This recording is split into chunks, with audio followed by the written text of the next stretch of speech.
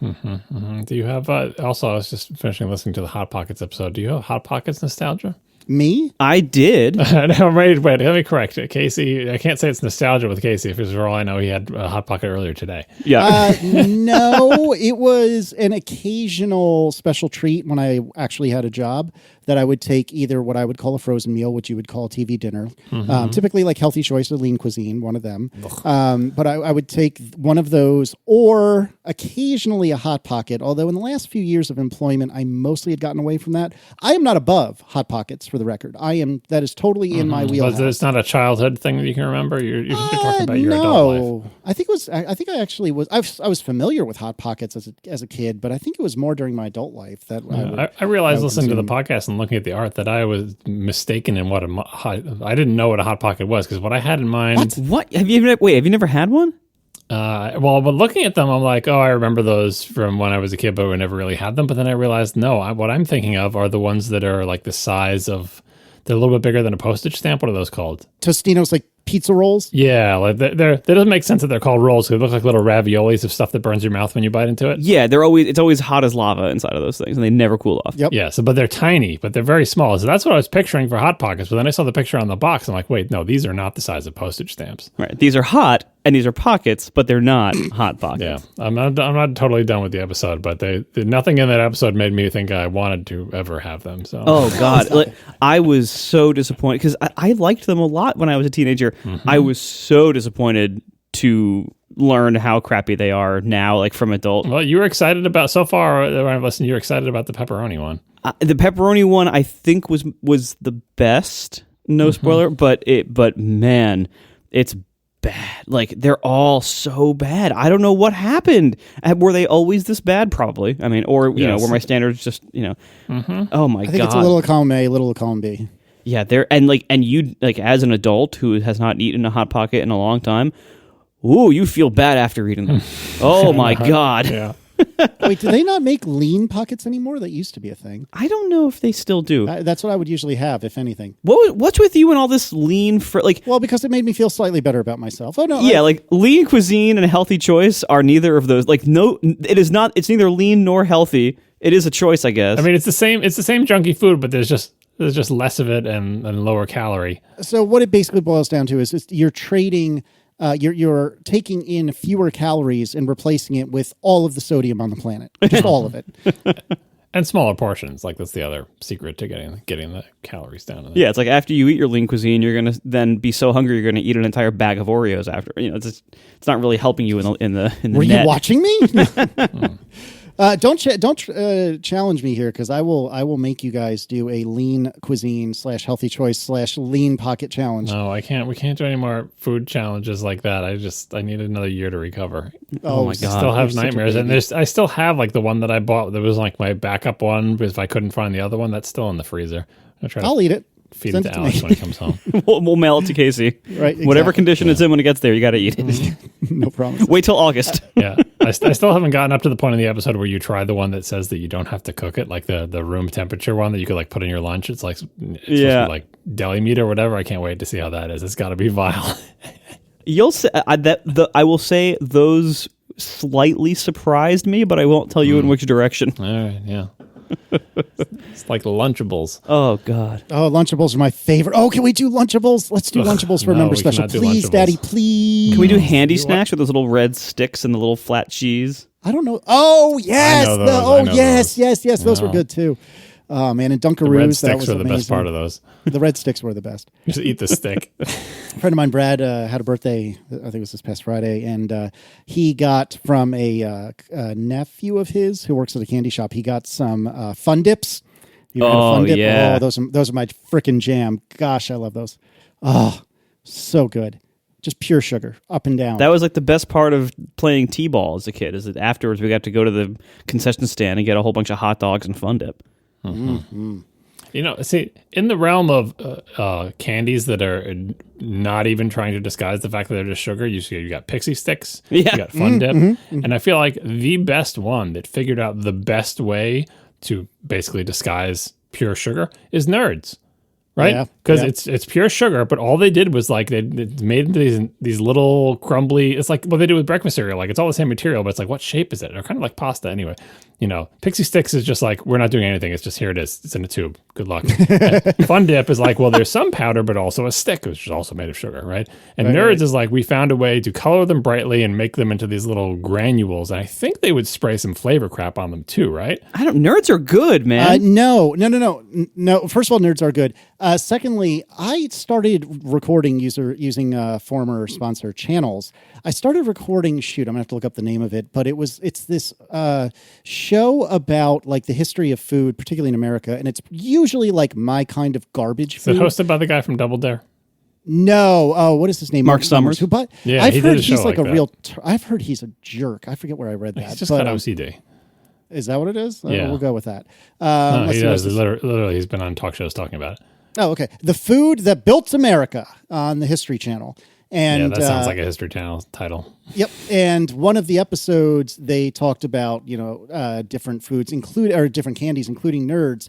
And if memory serves, I might have the details wrong here, but if memory serves, somebody realized that in making, I can't remember what other candy they were making. It was the waste product. It was the waste product. Yep, exactly right. And they were like, "Oh, damn, we can turn this into its own candy. This is perfect." But I think they spray it with like color and some kind of like the usual round of artificial colorings that they put on stuff like cherry, grape, whatever. Right. And that's a brilliant use of which is essentially just sugar. I mean, that's most candy though.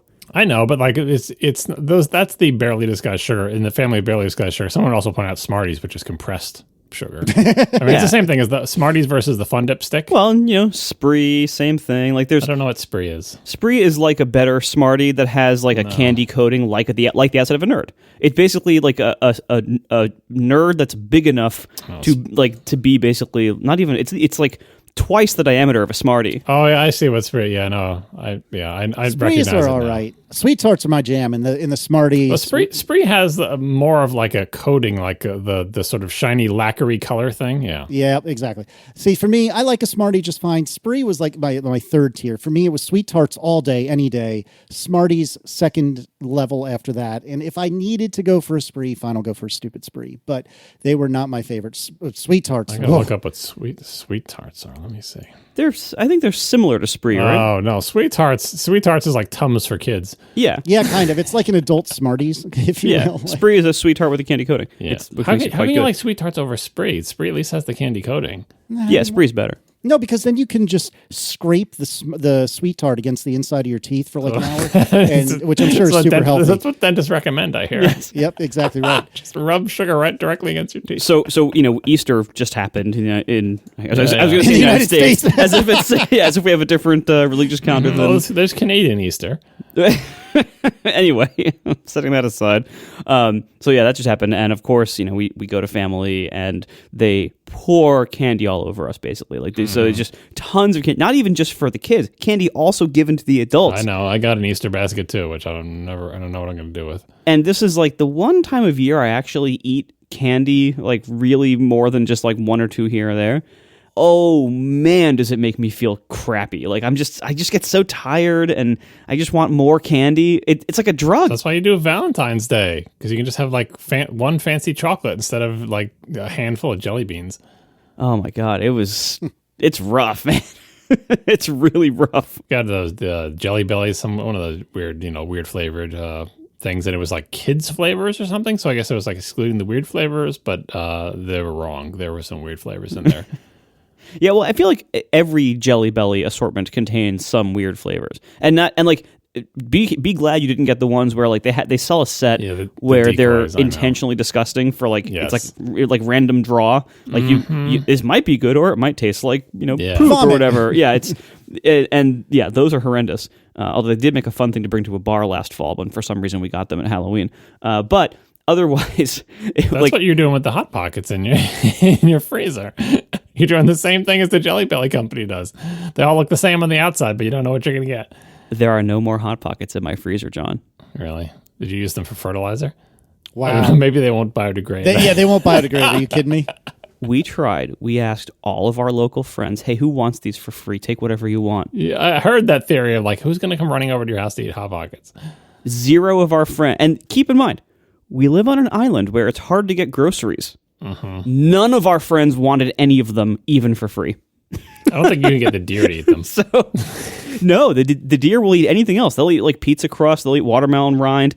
I doubt they would ever eat a Hot Pocket, and they probably shouldn't eat a Hot Pocket. The seagulls will eat that. Sorry, the gulls will No, eat like Hot I Pockets. ended up having to throw most of them away because like we needed the freezer space back. We had all these boxes that were half eaten. You don't have a compost where you are? No, well, They wouldn't biodegrade anyway. Well, yeah, I was gonna say like that would probably ruin your compost. Isn't compost a pretty delicate balance, like of a lot of things? Like no, like if we have a service that comes and gets it, so like it adds. Of course you do. It's not just the most first world. I know that might be like the like. No, it's the same thing as they come to get your recycling, quote unquote recycling, and your regular garbage, and also your third can, which is your compost. Right, and what percentage of that actually gets not the thrown away? The compost all gets composted because it's compost. Does it? You get it back later if you want it. Like that's the whole thing is everyone puts in, and then if you want a bunch of compost, they'll bring it back to you after it's been composted. Oh, really? Yeah. So you're just kind of renting space in somebody else's pile. Yeah, well, we don't want it back, so someone else is getting our compost. But if we wanted it, they would bring it to us. Is there enough? I don't know anything about compost. Is there enough demand for the resulting compost to make up for all the crap people throw into their compost piles? Probably. I mean, like it costs money. If you go to the home center and you want to buy like real good compost, it costs money. Like it's heavy to ship around. Like I think there is enough demand. Oh, well, I guess that's good. I hope that's good. I hope that works out. Because it's not like recycling, which is BS mostly. Yes. Unlike the recycling, the compost actually is composted. Okay, that's good. that's an improvement. So we've now given away like 15 minutes of members content, I'd say, because this is like straight out of our recent member specials. So if you want more of this garbage or compost, if you want more of this compost. No, our member special are much more directed than this. We have a goal. We have a mission. It's a dumb mission sometimes, but we have it. Always. I think most times. Just like top 4. Oh, wow. Brutal. All right, let's get this party started. We have some feedback from Matthew Buchanan, who is the co-founder of Letterboxd. And Matthew writes, with regard to John's comment about our iOS app, it's native Swift, not a web view, except for a couple of screens like our member stats, which are embedded web views. On Android, it's native Kotlin. Perhaps he's not used it recently if he uses the website predominantly, but both apps have always been native since we launched them. This was the most polite way to make this comment. Matthew is not Canadian to the best of my knowledge, but he may as well be, because if it were me, I would have been like, are you freaking kidding me? None of that, well, effectively none of that is web. That's all native, you big jerk. And no, that's not the route Matthew took. He was much kinder. Yeah, well, like I said on the last show, I was saying that it's all a web view, but it's a testament to how good their website is that the app is as good. Apparently, it's not a testament to how good the website is because it's just a native app. I still think the website is really good. Like the point is that both of them are they look like they're the same thing, and in some cases they are the same thing, like the member stats, like he was mentioning. That the look and feel and functionality is so coherent between the parts of the app, the native application and the website, that it's difficult to tell which is which. And to be clear, I think both of them are good. Like I don't think they're all bad and janky. I think they're both good. But one of them actually is implemented in Swift apparently, and one of them is implemented with web stuff. But I just think they did a good job of branding and blending such that they can put in pure web content into their native application and it fits right in because that's how good their website is. Yeah. For this next piece of feedback, I need a little help here. I feel like I don't want to give this person credit because of the wrong that they've committed. And they were proud of the wrong they committed. They've got their name in lights on Apple's website. Do not give attention to the offender. I refuse to read this feedback or a follow-up. Now I'm calling you feedback, for God's sakes. I refuse to read this. John, if you would like to, you feel free. I am respectfully, kind of respectfully, abstaining. Carry on. I don't blame this person for this thing that happened. You have to blame Apple here because when you're as big as Apple, you get feedbacks about everything. It's up to Apple what to do about those feedbacks. Like whatever it is that you care about, they get feedback saying to do it both ways, the way you want and the way you don't want. Well, in this case, Daniel Compton wrote to tell us this. On a recent ATP, you talked about how it would be great if you could see the last time Apple touched a bug. This used to be the case up until 2017, when I reported it as a security bug. Boo! I had reported a suggestion to Apple in 2014 in Bug Reporter, and I never received any response. But around April 2017, I love the story begins with, hey, I reported a bug, and 3 years later, something happened, right? So Never true. received a response. But around April 2017, which is 3 years later, I noticed that my radar had a last modified date of April 2017, even though there was no activity on the radar when I looked at it. My assumption was that this meant someone at Apple had posted on it. I reported this as a security issue as it leaked information about which radars were being worked on. That's an interesting way of phrasing that. It leaked information about which radars were being worked on because, hey, the modification date changed. And, to be clear, he's saying from the outside, in my 3-year-old bug report that had never gotten any response, suddenly the modification date changes. That made me think that someone in Apple is doing something to it, something that I can't see, but I did see the date change. So this is a security issue and I have to report that you're leaking information. Sure Which is not wrong. Like, that's not wrong. Well, it's just, it doesn't really, it makes an already terrible system even worse for those of us on the outside. Right. And so here, 3 months later in July, I received an email from Apple Product Security thanking me for reporting the issue and asking if I'd like to be acknowledged on their security reporting page. I said yes, and here is the listing showing my name. We'll put a link in the show notes. The original No, we will not. No fame The original for this acknowledgement person. credited this as a server configuration issue, which I thought was a funny euphemism. So to be clear, the bug he reported never got any response after 3 years, but then someone looked at it and it bumped in date. But then when he reported this quote-unquote security issue 3 months later, it was apparently fixed and he got credited for it. And part of why that's the case is some people have said that, like, if you report a security issue using like the security, whatever, there's like a form for it, there's an email address, like it's separate from feedback/radar, that they are actually responsive and like, deal with stuff in a more timely manner because security issues in theory are more timely. You can also report security issues through feedback, maybe gets funneled into the same place. But anyway, the point is that quote unquote bug got dealt with and now we're all worse off for it. So thanks, Daniel. No. Do not give this person any accolades whatsoever. No, I refuse. Yeah. So the reason I say this is on Apple is because if someone reports that, your answer to that shouldn't be, oh, let's lock this down and make sure that doesn't show up anymore. Your answer should be, that's you know Apple's what? answer. Why are we worried about people on the outside knowing that we're working on their bugs? Is that such a bad thing? Maybe we should actually communicate with them, but no, they went the other direction. Of course they did. And then this is actually pretty much all of follow-up issues this week for sure.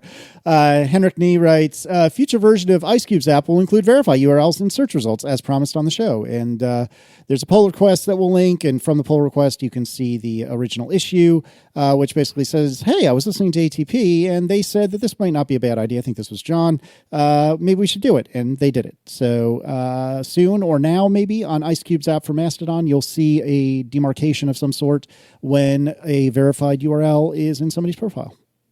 Yeah, boy, they'll take that suggestion from me, but no one will make a unified timeline. That's because nobody wants a unified timeline, John. Stop trying to make fetch happen. There's just so many Mastodon clients. Just one. I just need one. Nobody wants it. All right. We are brought to you this week by Porkbun.com, a refreshingly different domain name registrar. They have over 500 domain name extensions to choose from, everything from the usual .com, .net, to all the new ones, .app, .tech, .dev, all sorts of them. And they have all this with competitive pricing. They have the best pricing on the majority of their domains. So you can choose the perfect domain name for your website at the lowest prices around. Porkbun is currently the best rated registrar. They have more authentic 5-star reviews from real, actual customers than any other domain name registrar. And you can see why. Everything is backed by 5-star support, 24/7, 365. It's all a simple user interface with no weird upselling or anything like that. You manage everything about your new domain name from one place. You don't have to hunt around to find the features that you need. And they avoid upsells like the plague. They don't, push you on made-up products that you'll never use. There's no constant recommendations of other stuff and other domains you should be buying. No, none of that. It's super nice, super respectful of you. They include free with every domain, Whois privacy, free SSL certificates, web and email hosting trials, and so much more. Because they believe, why pay for things that should be free? And they also have a really cool feature. I love this. They have a new AI-generated search feature using ChatGPT to change the way people search for domain names. Because, search is one of the hardest things because a lot of times the exact name you want might not be available in the TLD you want. So search for a registrar is a really important feature, and Porkbun just nails it. So see for yourself. by going to the link in our description. It's porkbun.com/accidentaltech. That's porkbun.com/accidentaltech.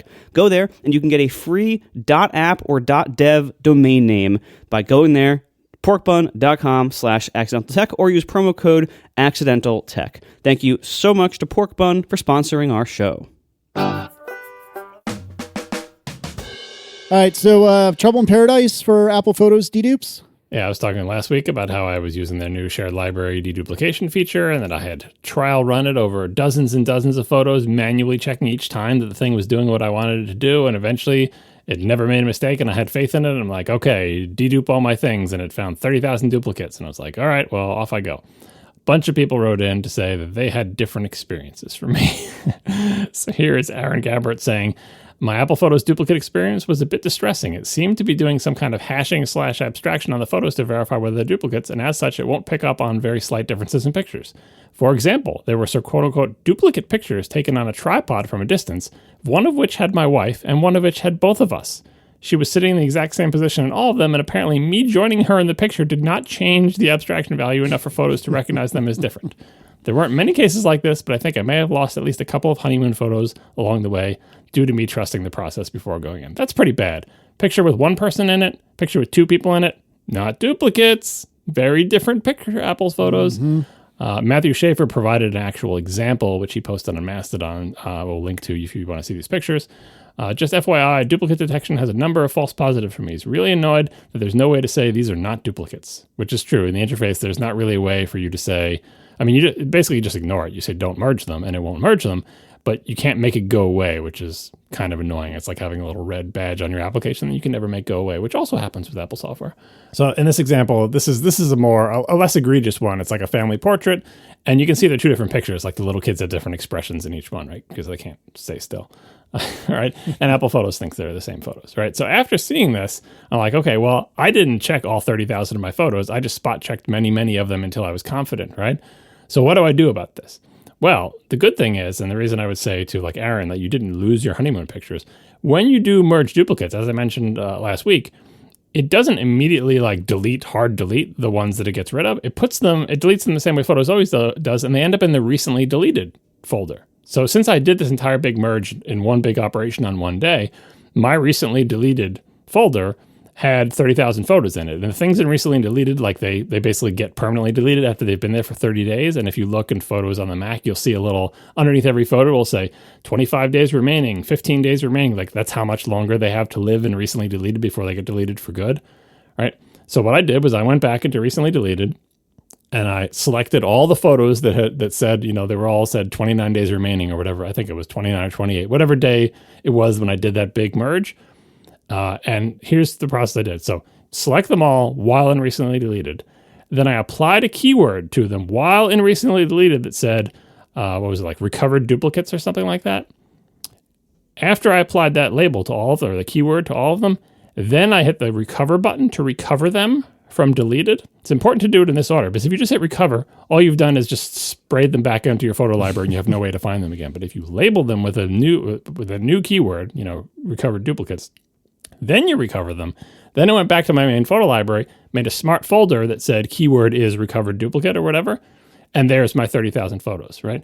And then what I did, because I'm Mr. Backup, is I exported unmodified originals to for all 30,000 photos and threw it into an archive drive and pushed it up to my cloud backups and sucked, I got it out of Photos onto disk into a dedicated directory structure that said, hey, just FYI, these are the 30,000 duplicates I got rid of. And I pushed that into my backup vortex. And then I redeleted them. And they went back into recently deleted. Only now their count is 30 days instead of 29 or 28 or whatever it was, right? So now, if at any point in the future, I say, where's that picture? I thought I had a picture of this, and all I see is this other one. Did that accidentally get merged as a duplicate or whatever?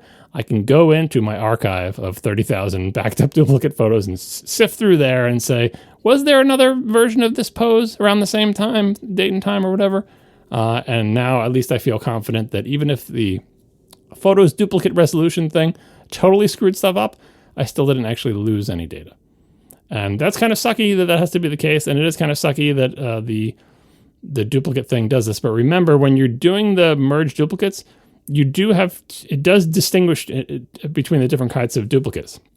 If you just select a bunch and say merge these all, the dialog that pops up, at least on the Mac, will say, do you want me to merge all the pictures you selected, or do you want me to merge the exact duplicates only? And it'll give you the count. Merge, 20 exact duplicates, merge 50 duplicates, right? If you only ever click the exact duplicate one, I think that is the exact duplicate, like byte for byte, identical file duplicate thing. And I think the non-exact duplicates are the thing where it tries to figure out, apparently poorly, whether the photos are the same.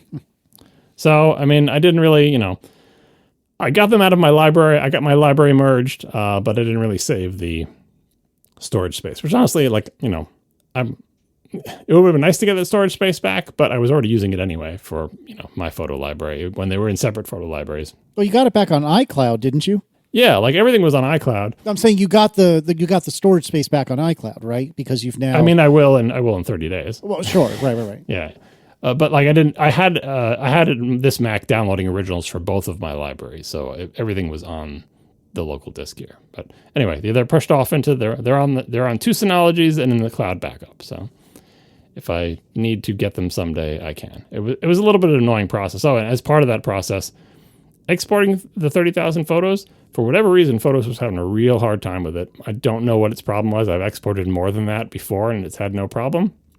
But it would get 30% through, and it would just hang up and not do any more exporting. And I would look at all the processes and see if anybody's doing anything. Is anyone doing any file on I/O? Is anything doing any CPU?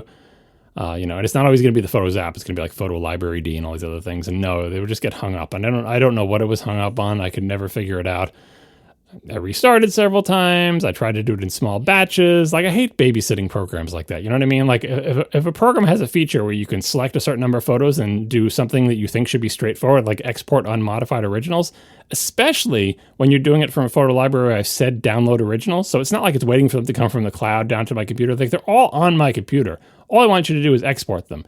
And the originals, just export. I mean, I know where I could just get to the originals myself and do it, right? But so tedious. So I was doing them in batches of 1,000 and it was working, but I didn't want to do 30 batches of 1,000. So I kept getting greedy and I'd be like, okay, I did a couple batches. Let me just do the rest of them. And then it would hang up.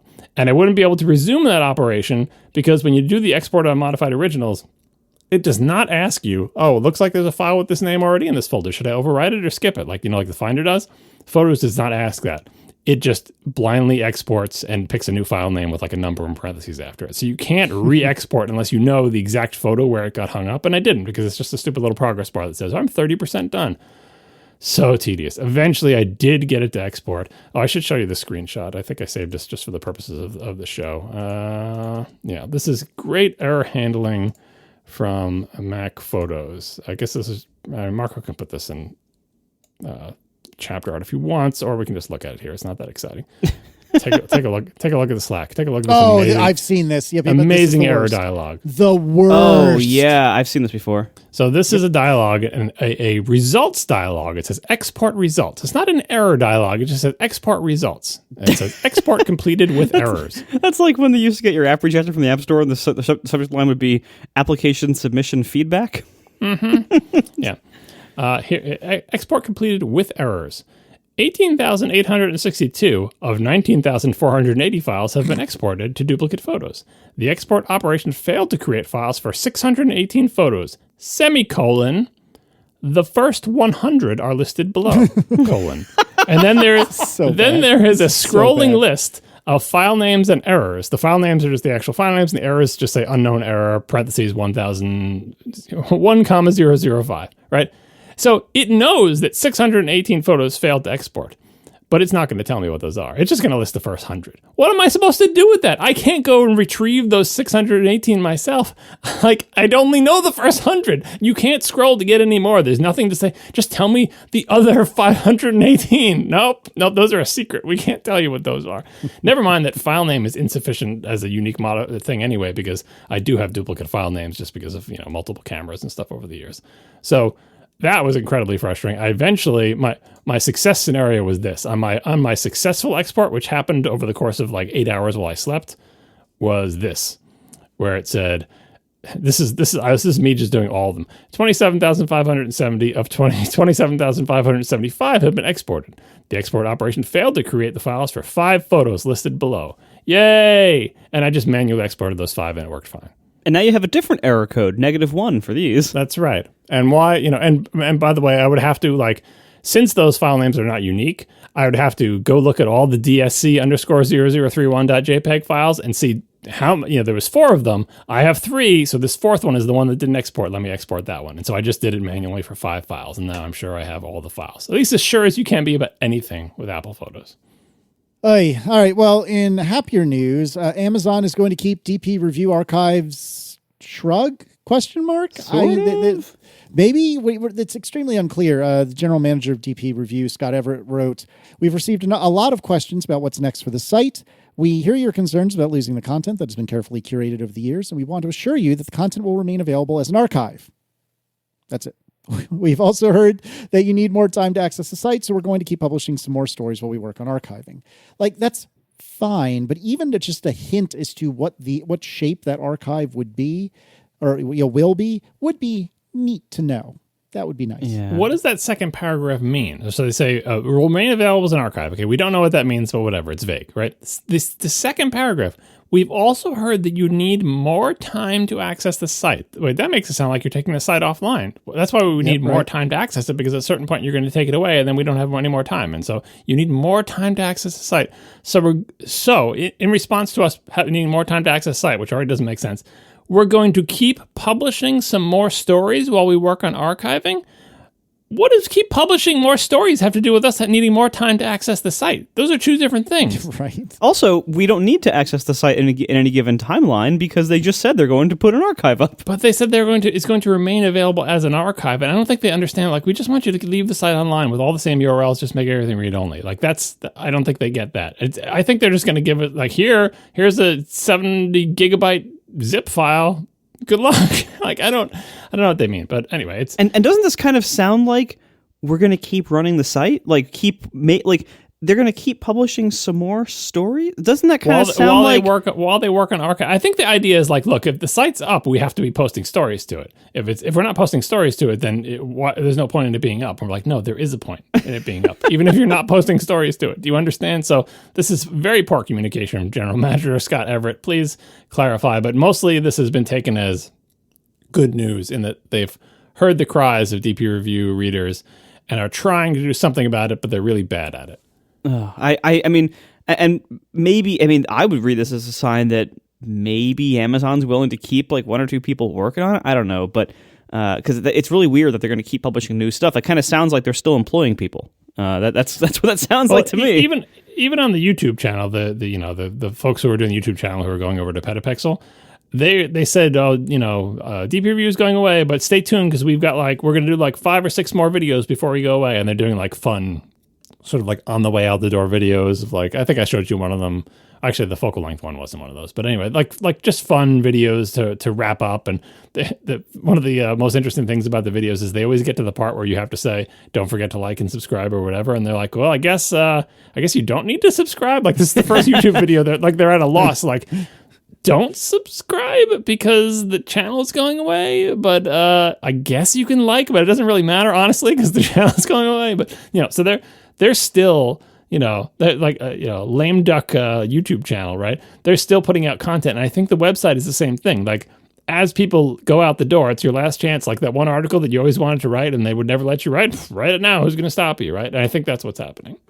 What a mess, and I still think this is not a good management decision by Amazon, because like this couldn't have possibly cost them that much, especially when you add to whatever net cost when you also then like subtract out all the affiliate sales that it generated. Yeah, like it's perfect synergy for a site that sells camera junk. Yes, like I don't know, like, oh god, like maybe B&H should have bought them. Who knows? But yeah, whatever it is, like I don't know why it would make sense for a camera retailer not to run this site. Like that makes no sense whatsoever to me. It's just small potatoes for Amazon. That's what I'm getting at. Like, I know it's not like how big could the staff have been? But that's why they don't want to bother. It's too small for Amazon to bother.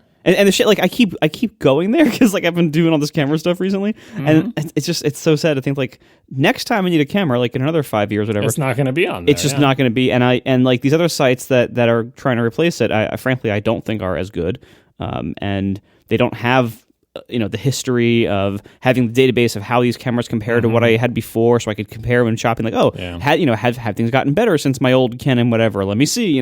Like I love being able to do that. And I mean, now it's becoming difficult to use the site because possibly in response to all the people trying to archive it, they seem to be having extremely strict throttling control on the site. So like if I load a camera review, just loading the review for one camera, and I get there by Google, so I didn't even get any other pages on their site. Just the number of requests it makes to load one review makes it so that if I then click on a picture to zoom it in, I get the rate limiting screen. Like I get the blank white screen, dead request. If you look at the request, it's setting a rate limiting code.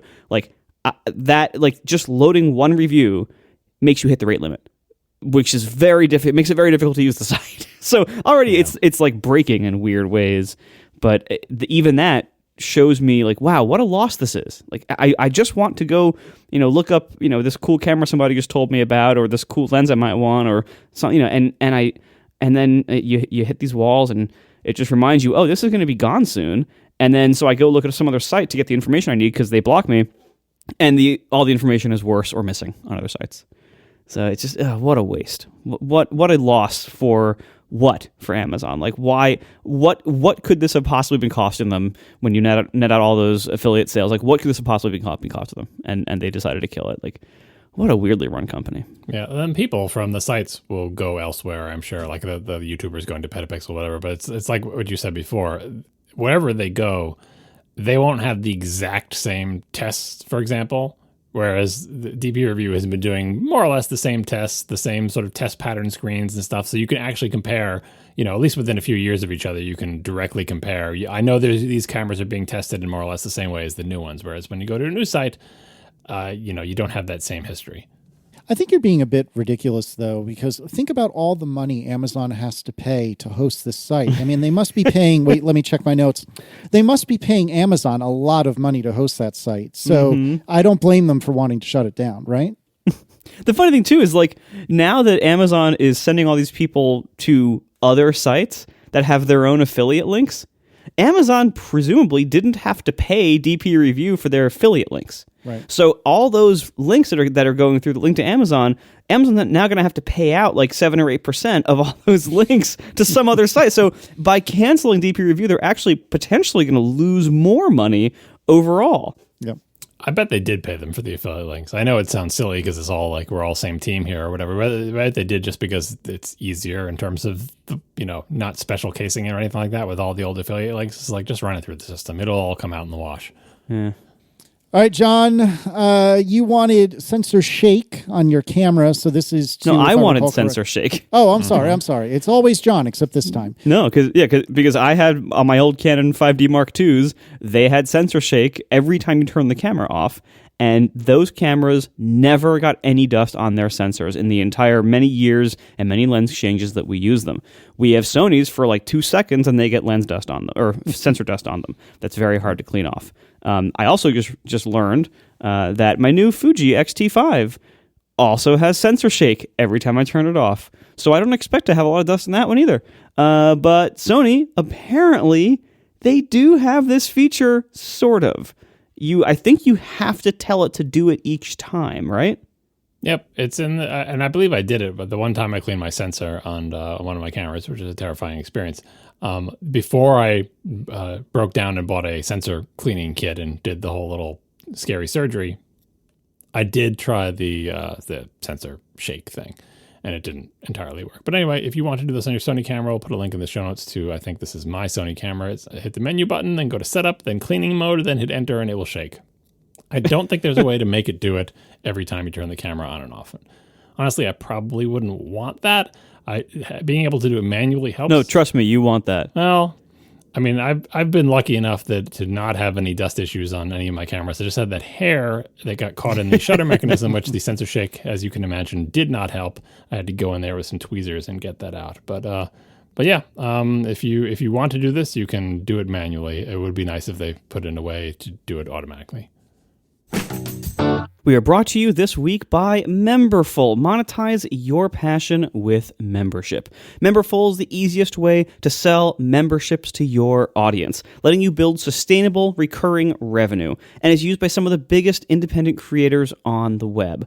They are passionate about your success, and they've aligned all of Memberful to match your goals. They let you build a membership that's best suited to your audience with custom branding, newsletter support, podcast support, gift subscription support, Apple Pay, free and paid trials if you want them, automatic referral discounts, and tons more features.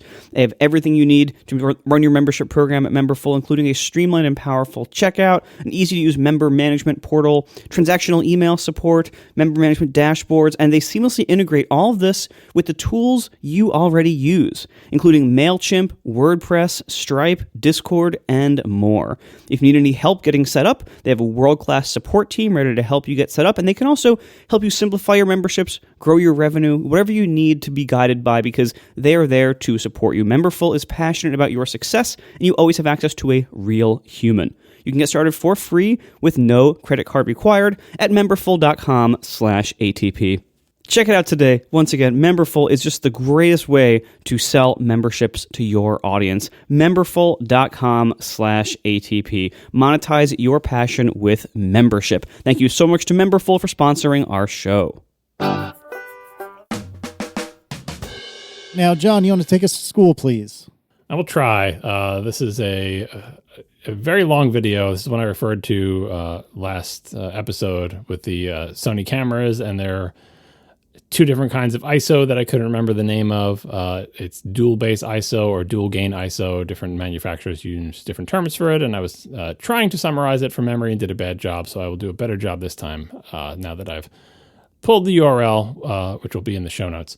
So here's how it works. This is apparently only on recent-ish Sony cameras. I think, for example, someone wrote in to say that Marco's older Sony A7R3 doesn't have this, but the current A7R5 does have it. So somewhere in between those two, they added it to their cameras.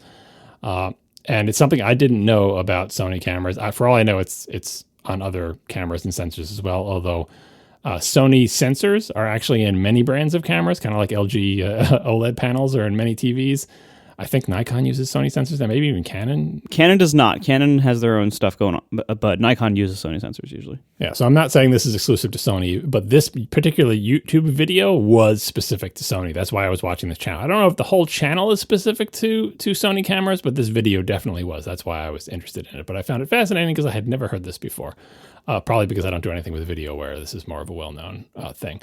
It's a 43-minute video, which you're probably not going to watch, so I'm going to try to summarize it. And even in the 43-minute video, I think there is not enough information for me to fully understand this. Like the guy says, he's purposely simplifying it to fit it in, and the simplified version takes 43 minutes. But it's fascinating to watch, so I suggest it. So here is the summary of the interesting thing. So first he's describing how what they call the photo sites work in the sensors, which is a little thing that light hits, that senses light hitting it. And the way it works is the light hits the top of the photo site, and that makes it send a bunch of electrons downward, in the sensor, where they get, this is not how it actually works, but this is the analogy, where they get collected in a little well. It looks more like a bucket to me, but they kept calling it a well, right? And so then the sensor basically counts up how many electrons by measuring the charge, counts up how many electrons were in the well by measuring the charge at that photo site, and that gives a value. And every one of the little photo sites is, whatever. It's not one per pixel, but just imagine it's like that. So that's how a sensor works. But the dual gain thing works where there's two wells. There's a big well and there's a little well.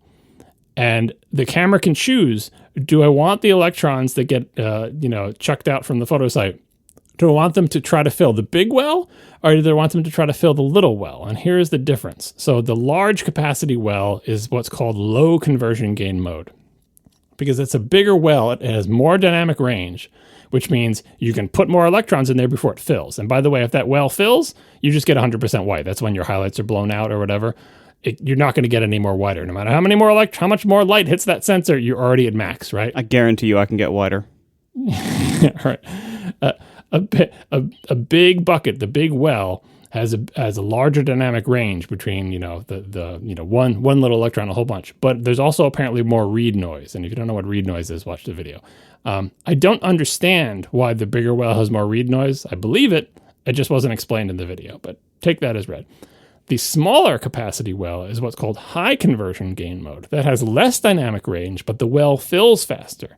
And why would you want the well to fill faster? If you have a dark scene where there's less light, that means less light is needed to reach an equivalent sensor output. So basically, it seems like the sensor output, like the voltage, is determined by what percentage full is the little well, right?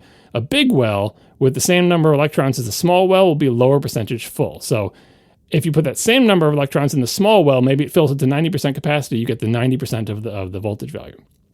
And if you have a higher voltage, that means it's higher above the noise floor of like the circuitry and the sensor and everything like that. So if you're in a very dark scene, you want to use the little well, the high conversion gain mode, to get better low light performance at the cost of less dynamic range. And this is the cleanest way to lift the signal above the noise floor because it happens within the sensor itself before you get to any other part of the read pathway. Again, see the video to see the read pathway. And this is as opposed to the ISO control, which, it's interesting that we use the same terms for like film cameras and regular, because in the world of film cameras, I believe ISO was just basically saying, how sensitive is this film stuff to light, right? And whatever chemicals are on that film, the sensitivity was measured with this ISO number, right? Obviously, there's no film and no chemicals that are being exposed to light inside a digital camera, but they still use the same term. The way ISO works, at least in this little diagram of the Sony cameras, is when you get those voltages from the photo sites, adjusting the ISO tells an amplifier that's behind that saying, hey, when you get the signals from the sensor, amplifier, crank up the signal you're getting by whatever amount. And as you crank up the ISO, it amplifies it more and more. But of course, that adds noise because there's noise in the amplifier circuit, so on and so forth. So by using the littler well, the high conversion gain mode inside the sensors, you get a similar effect, but you get that within the sensor itself before you get to the stage where ISO has any effect. And that's part of the reason why the most recent Sony sensors have really good low light performance. When they use the little well, they do much better than when they use the big well. And you may be wondering, okay, but when does the camera switch from using the little well to the big well? Is that a thing that I can control? Apparently not, but you can find out where that is. There's instructions in the video. One way to do it is to just put the lens cap on your camera, so it's just black, and then like crank up the brightness on your screen on the back. If you've ever done this, you can see, it's black, right? What I'm expecting to see anything. The lens cap is on. But as you crank up the ISO, you'll start to see noise in the blackness because, noise, see the video for all the different places where noise can come in. There's a surprising number of them, including photon noise, which is scary because the real world is not simple as you think it is. And what you'll see is it'll be black with noise. And as you crank up the ISO, it'll get noisier and noisier and noisier. And then when you go one more notch up on the ISO, it'll get, the noise decreased. And then it will start to go back up again, right? When the noise decreases, that's when it switched from one of the buckets to the other. The other way you can tell is you can go to one of these weird sensor measuring nerd websites. The one he recommended was called Photons to Photos. It's photonstophotos.net. Put a link in the show notes, and you can see charts for your specific sensor and your specific camera measuring various things. I think the clearest one is the shadow improvement scale thing.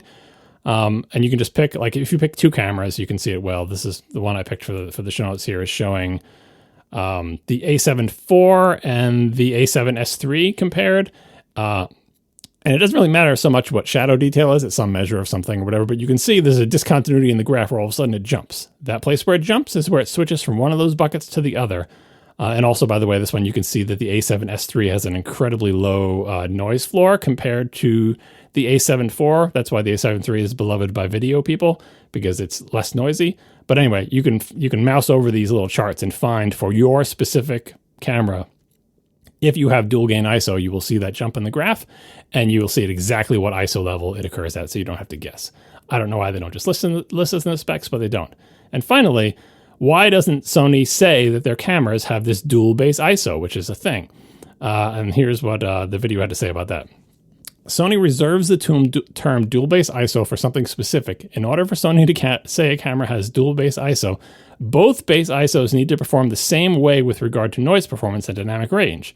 And to Sony, the alpha cameras don't qualify, mostly because they don't have the same amount of dynamic range at the higher base ISO as they do at lower base ISO. We just got done saying they don't have the same dynamic range. They don't have the same noise performance.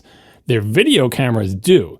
So Sony's video cameras advertise, hey, we have dual base ISO, but the photo cameras don't. It's you get trade-offs. You get less dynamic range for the little well or whatever. And there's a Sony article that tries to explain this. It does a way worse job than the video, but we'll put it in the show notes anyway because it's an official source. So there you have it. Something that I definitely did not know about Sony cameras. Not all Sony cameras, but apparently more recent ones, that they have this strange behavior where the performance of the sensor changes at a particular ISO level. And by the way, it's not the same ISO level for every Sony camera. That's why you have to look at these charts to find out where it is. And hopefully, when you watch that video and you see what's actually happening inside your camera and how different it is from how you may be visualizing it if you came from like the film world, it will help you realize all the different places in that chain where things can get screwed up and what effect the various controls on the back of your camera have on those various stages and what effects they don't have. Anyway, I thought this was fascinating, and it sheds a lot of light on the process that we think is magic, where you just point a camera at something and the sensor does some of the magical stuff, and you get a picture. And as always, it's way more complicated than that. As I was like looking at, watching this and figuring all this, like, how the stuff works, what kind of blew my mind is thinking, like, wait a minute, they're not just reading the sensor when I push the shutter button. They're reading the sensor in a mirrorless camera whenever you're seeing through the camera. Whenever you are like watching the screen on the back or using the viewfinder, that sensor is sampling itself usually at least 60 times a second. Like, so it's doing all of that at least 60 times a second. That kind of blew my mind. Yeah, that's part of the reason why. I mean, I remember when mirrorless was first kind of coming up, one of the big complaints was, it doesn't let you see through your lens, right? I can't actually see with my eyeballs the light, right? Because the SLRs, they had a mirror where the light would come into your camera, hit the mirror, bounce upward, hit another mirror, and then bounce into your eyeball. So your eyeball would be literally seeing the photons that were entering your camera. But with mirrorless, that wasn't happening. With mirrorless, you're looking at a tiny little EVF, electronic viewfinder, a little computer screen. Your eyeball doesn't even get to see the light because it's shoved against the camera or whatever, and how that's bad. But I mean, there's many reasons why mirrorless eventually won out. But one of them is you do get to see the entire imaging pipeline. It's not, because with an SLR, yeah, you get to see the photons, but you don't get to see, like, what do my current exposure settings look like? On a mirrorless camera, it will show you, oh, you're way underexposing. Everything is dark. You can't see anything. Because you get to see, like, if you were to take a picture now, here's more or less what it would look like. It's not exactly the same because there's more stuff that happens when you hit a shutter, but it's much closer. Whereas if you're just looking through a camera lens, your eye can adjust to an aperture that may be underexposed or whatever. There are advantages and disadvantages, but I feel like the trade-offs for mirrorless are well worth it, which, again, the market seems to agree with. But yeah, I think the EVFs on all these cameras run to like 120 frames per second too. So again, there might be trade-offs there where it's not doing like the full imaging pipeline every time, but it's doing most of it. One huge advantage that I found, because I shot SLRs with the mirrors for years. And at first I didn't like mirrorless more because I missed, like, when you look through the viewfinder, I missed that experience of shooting that way when you're looking through the lens directly. Like, you kind of have infinite refresh rate when you're looking through like that, and it is very different. Can I pause you that we should probably re-explain the difference between mirror and mirrorless? And I can take a stab at it, but please, either of you jump in when you're ready. In a big SLR camera, really anything with a mirror, there is literally a mirror behind the lens that takes all that light and pushes it up, kind of periscope style, up to the viewfinder, right? And so you are literally, this is what you guys were alluding to saying a second ago, is that you're literally seeing what the lens sees, not what the sensor sees, but what the lens sees. Whereas by comparison, and this is what you were talking about a second ago, Marco, with a mirrorless camera, that means there is no mirror, of course. And so the only way for you to see what the camera sees is for the sensor to be reading what's coming through the lens and then show that on a little LCD that's behind a viewfinder, or perhaps, the bigger LCD that's on the back of the camera. And so that's the difference between the two. And most cameras that I've used in my lifetime, in fact, I can't remember since film anyway, a time that I have used a mirrored camera. Yeah, and it's kind of incredible that, like, with the old mirror-equipped SLRs, like, every time you took a picture, that mirror would first flip up out of the way so then the light could hit the sensor. And it was a incredibly complicated system. A mirror flips up, then the shutter behind it does its shutter thing, and then you get to see the picture on the back. And that had a number of advantages. I mean, first of all, the sensor, they kind of had to do it that way first because the sensors simply weren't advanced enough yet to give live video feeds, for much of the SLR's development. And then also, the huge advantage they had was battery life, because you didn't have to be running the entire sensor imaging pipeline constantly to just see, as you're waiting to take a shot. You were sitting there waiting to take a shot, looking through the lens, through the mirror, and the camera was mostly idle as you were sitting there doing that. And then, when you took the shot, that's when it had to activate the sensor, do the image processing, run. But, that in that way, they're only doing one image to be processed, just the one that you took, and then showing it on the screen. And the screen was on for a few minutes, or a few seconds. But for the most part, unless you were shooting in what later came was later SLRs did add the continuous video shoot mode where you could use the screen on the back continuously, and the mirror would flip up and just stay up, and it would work the way mirrorless cameras do, in a brief way. But when you weren't doing that, when you were just using it normally, the battery life of a regular SLR was incredible compared to the battery life of mirrorless cameras. Now everyone just accepts worse battery life because it's not that much worse though. It's so much better than it was. Even the short period of time that I was buying interchangeable lens Sony cameras, the battery life on these new ones is just phenomenal compared to what it used to be. And part of that is just silicon shrinks and stuff like that. But part of it I think is just the efficiency of all of the parts on the inside.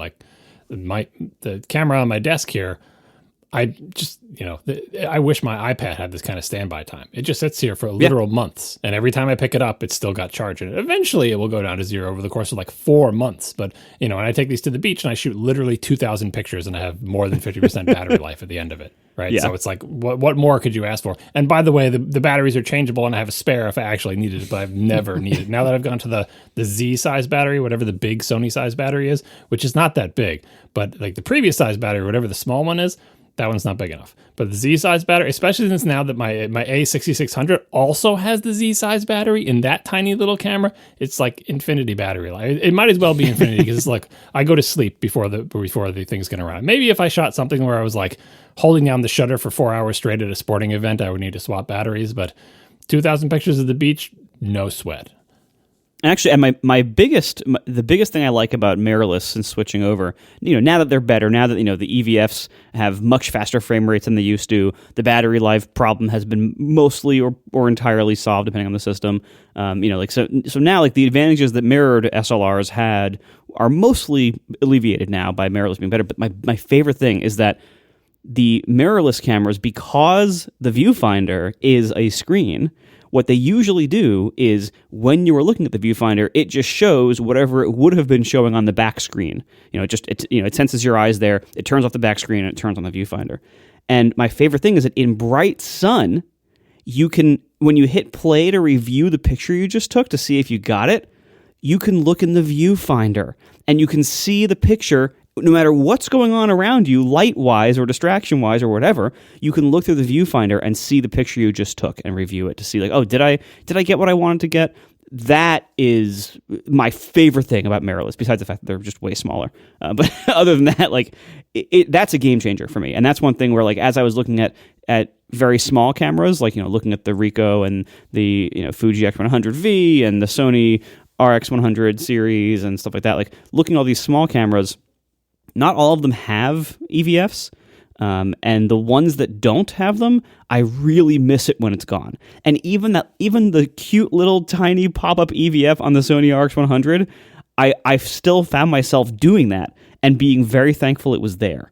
And so that to me has kind of become a must-have. If I'm going to buy a non-iPhone camera, it's got to have a viewfinder. And not necessarily because I always want to shoot through it or even frequently will shoot through it, but mostly because I want to be able to review pictures in bright sunlight.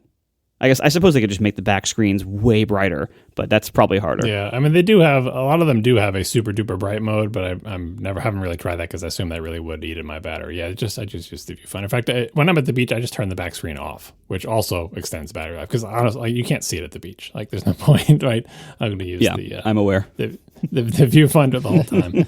I do kind of miss the sound of the mirror clacking up. That's another sort of kind of like listening to floppy disk drives thing that younger generation probably won't be familiar with, because that was definitely it was an audio experience, but also you could feel it. There was the shutter, the mirror clacking up, that whole, and I know SLRs predate digital, but just, that whole experience was kind of going to disappear someday, I imagine. We are brought to you this week by Kolide, and they have some big news. If you're an Okta user, they can get your entire fleet to 100% compliance. If a device isn't compliant, the user can't log into your cloud apps until they've fixed the problem. It's that simple. Kolide patches one of the major holes in zero trust architecture: device compliance. Without Kolide, IT struggles to solve basic problems like keeping everyone's OS and browser up to date. Insecure devices can log into your company apps because there's nothing there to stop them. Kolide is the only device trust solution that enforces compliance as part of authentication, and it's built to work seamlessly with Okta. The moment Kollide's agent detects a problem, it alerts the user and gives them instructions on how to fix it. If they don't fix the problem within a set time, they're blocked. Simple as that. Kollide's method means fewer support tickets, less frustration, and most importantly, 100% fleet compliance. Visit Kolide.com/ATP to learn more or book a demo. Kolide is spelled Kolide. Kolide.com/ATP. Thank you so much to Kolide for sponsoring our show. It is our turn to get grumpy because, believe it or not, we weren't yet. Or maybe at least maybe 2/3 of us. I don't know about all three of us, but I can tell you I'm grumpy in principle. General Motors hates your iPhone. That is the headline from Jason Snell at Six Colors. Jason has spent 2 episodes of Upgrade complaining and whining and moaning justifiably about what General Motors has said recently. Reading from Jason's post, General Motors has decided that the company's future electric cars will drop support for CarPlay and Android Auto, preferring the company's own infotainment system based on the lower-level Android Automotive operating system. Essentially, all of GM's EVs will run Android and offer access to certain Android apps, but any hope of connecting your phone to the cars via any means beyond Bluetooth will be gone. There's also a blog post from Gruber at Daring Fireball, which we'll put in the show notes. We'll put the original Reuters article in there. And I just, why? Well, I mean, I know why. The answer is money. The answer is always money. Well, but why? Read the Reuters thing, because that's the explanation. Well, there's the stated explanation, and then there's the likely real explanations. Well, exactly. I think the stated explanation is pretty close to the real one. Go ahead. Buyers of GM EVs with the new systems will get access to Google Maps and Google Assistant, a voice command system, at no extra cost for 8 years, GM said. GM said the future infotainment systems will offer applications such as Spotify's music service, Audible, and other services that many drivers now access via smartphones. Quote, "We do believe there are subscription revenue opportunities for us," quote, Kummer said. GM executive Mary Barra is aiming for $20 to $25 billion. It's billion with a B in annual revenue from subscriptions by 2030. So the answer, as always, is money. And the secondary answer is GM is dumb and bad at what they do. Because I know they want money. And I know it seems like that if we do this, we'll get more money, but I don't think they will. Yeah, I think we can look back at different parts of tech and different eras that we've achieved or gotten to use, and certain times things are just better for consumers than they are at other times, and it's usually because of some accident or some standard was adopted or some company got a whole bunch of other companies to agree to something that later on we don't get that kind of luxury again. So think of when open ecosystems then become closed centralized services or become taken over by them, when services have APIs for a while and they shut down those APIs, things like this. And I think we can look at the era that we are in now, where almost every new car sold, and many of the cars for the last few years that have been sold, support CarPlay and Android Auto, and therefore support pretty much any phone you're likely to have. And if you have an older car that's older enough to have a DIN socket, you can get a double DIN radio to add CarPlay yourself fairly inexpensively and easily. And so we're in this era right now where almost everything, asterisk, Tesla and Rivian, but almost everything else supports CarPlay and Android Auto. And it's wonderful as a consumer using these products. It's great because you can get into any reasonably recent car, and there's a pretty good chance you'll be able to have these experiences. And that's what people want. They want to use their CarPlay and their Android Auto because it's better than all the crap the car makers make. By far, it's way better. Even the car makers that actually used to make like pretty good software interfaces by comparison to their peers, CarPlay's even better than what they do. It's just better. And I'm going to tell you, I don't actually like CarPlay that much, but it's so much better than what the automakers have made. And so we have this situation now where the automakers are totally marginalized in their UIs because all we want is get your crap out of the way so I can show my phone projection system on your display. That's what we actually want. We actually want get all your stupid custom stuff that you made that looks like it looks like Elon Musk drew it usually. like get all your like and I don't mean Tesla. I mean like the ones that are worse. Like all the ones, you look at like GM and all the vehicles that are marketed towards like, men, like those have the most comically overwrought, disgustingly bad UIs. So, you have all these car makers who just have done horrendous jobs of making UIs. It's not their skill set. As screens have gotten more ubiquitous, as technical needs have gotten higher, as the graphical capabilities of these screens have gotten better over the years, the car makers have only gotten worse at making software for them. Like Amazon with their Kindle UIs. The Kindle UI has only gotten worse over time as Kindles have gotten better screens and more computing resources because it gives Amazon even more rope to hang themselves with in terms of their horrendous UI design. And that's how cars have gotten too. Like car UIs are horrendous and they keep getting worse as the screens keep getting higher resolution and we keep putting more controls on the screens. Like the way everyone else is designing their screens is just getting worse. And so, but we have this great moment right now where for most new cars, we can just connect our phones and get all their crap out of the way and have what we actually want. I think that's temporary. Usually when we have these kind of, very consumer-friendly, more open ecosystems, oftentimes it's in the earlier part of a market. And what happens in the later parts of those markets is the people with the power realize they have the power and say, hey, why are we giving this away? Why are we letting other people control our stuff? Why are we not bringing this in-house and reaping more benefits from it? So you can see this in lots of places all over tech, of course. I think one of the more common places you see it recently is streaming services. We used to have everything on Netflix. Over the years, the various rights holders have realized, why don't we just launch our own service and take this off of everyone else's? And they have. And now that world is worse and more expensive than it was before. Like that's just the reality. Like it's gotten worse for everyone, except for the people who run streaming services. And now we have to subscribe to 15 of them to get all the stuff we used to get in like one or two. You look at the music industry has gone in and out of things like this, but so these kind of things are all over the tech world. So I think the automakers have realized, wait a minute, why are we letting Apple show whatever they want on our screens when we can have our own Maps app and we can have our own subscription pricing that we charge people and we can charge them, the $12 a month for their GPS service or whatever. Car makers want that revenue for themselves. And so from their point of view, they're like, wait a minute, we're just going to take this back. So, we as consumers, we have a few things we can do in response to that. We can refuse to buy those cars, but as Tesla has shown, sometimes the cars are compelling enough that we're willing to forget about that. Or a lot of people just don't realize or they don't care, and they might not care until after they've driven it off the lot, and then like, well, I guess this car doesn't support that. I guess I'll use the crappy Bluetooth or whatever. But a lot of people don't realize or don't care. So those of us who do care, it's like we're kind of out of luck. So we can say we're not going to buy these cars, but ultimately, this is GM today, and this is going to go one of two ways.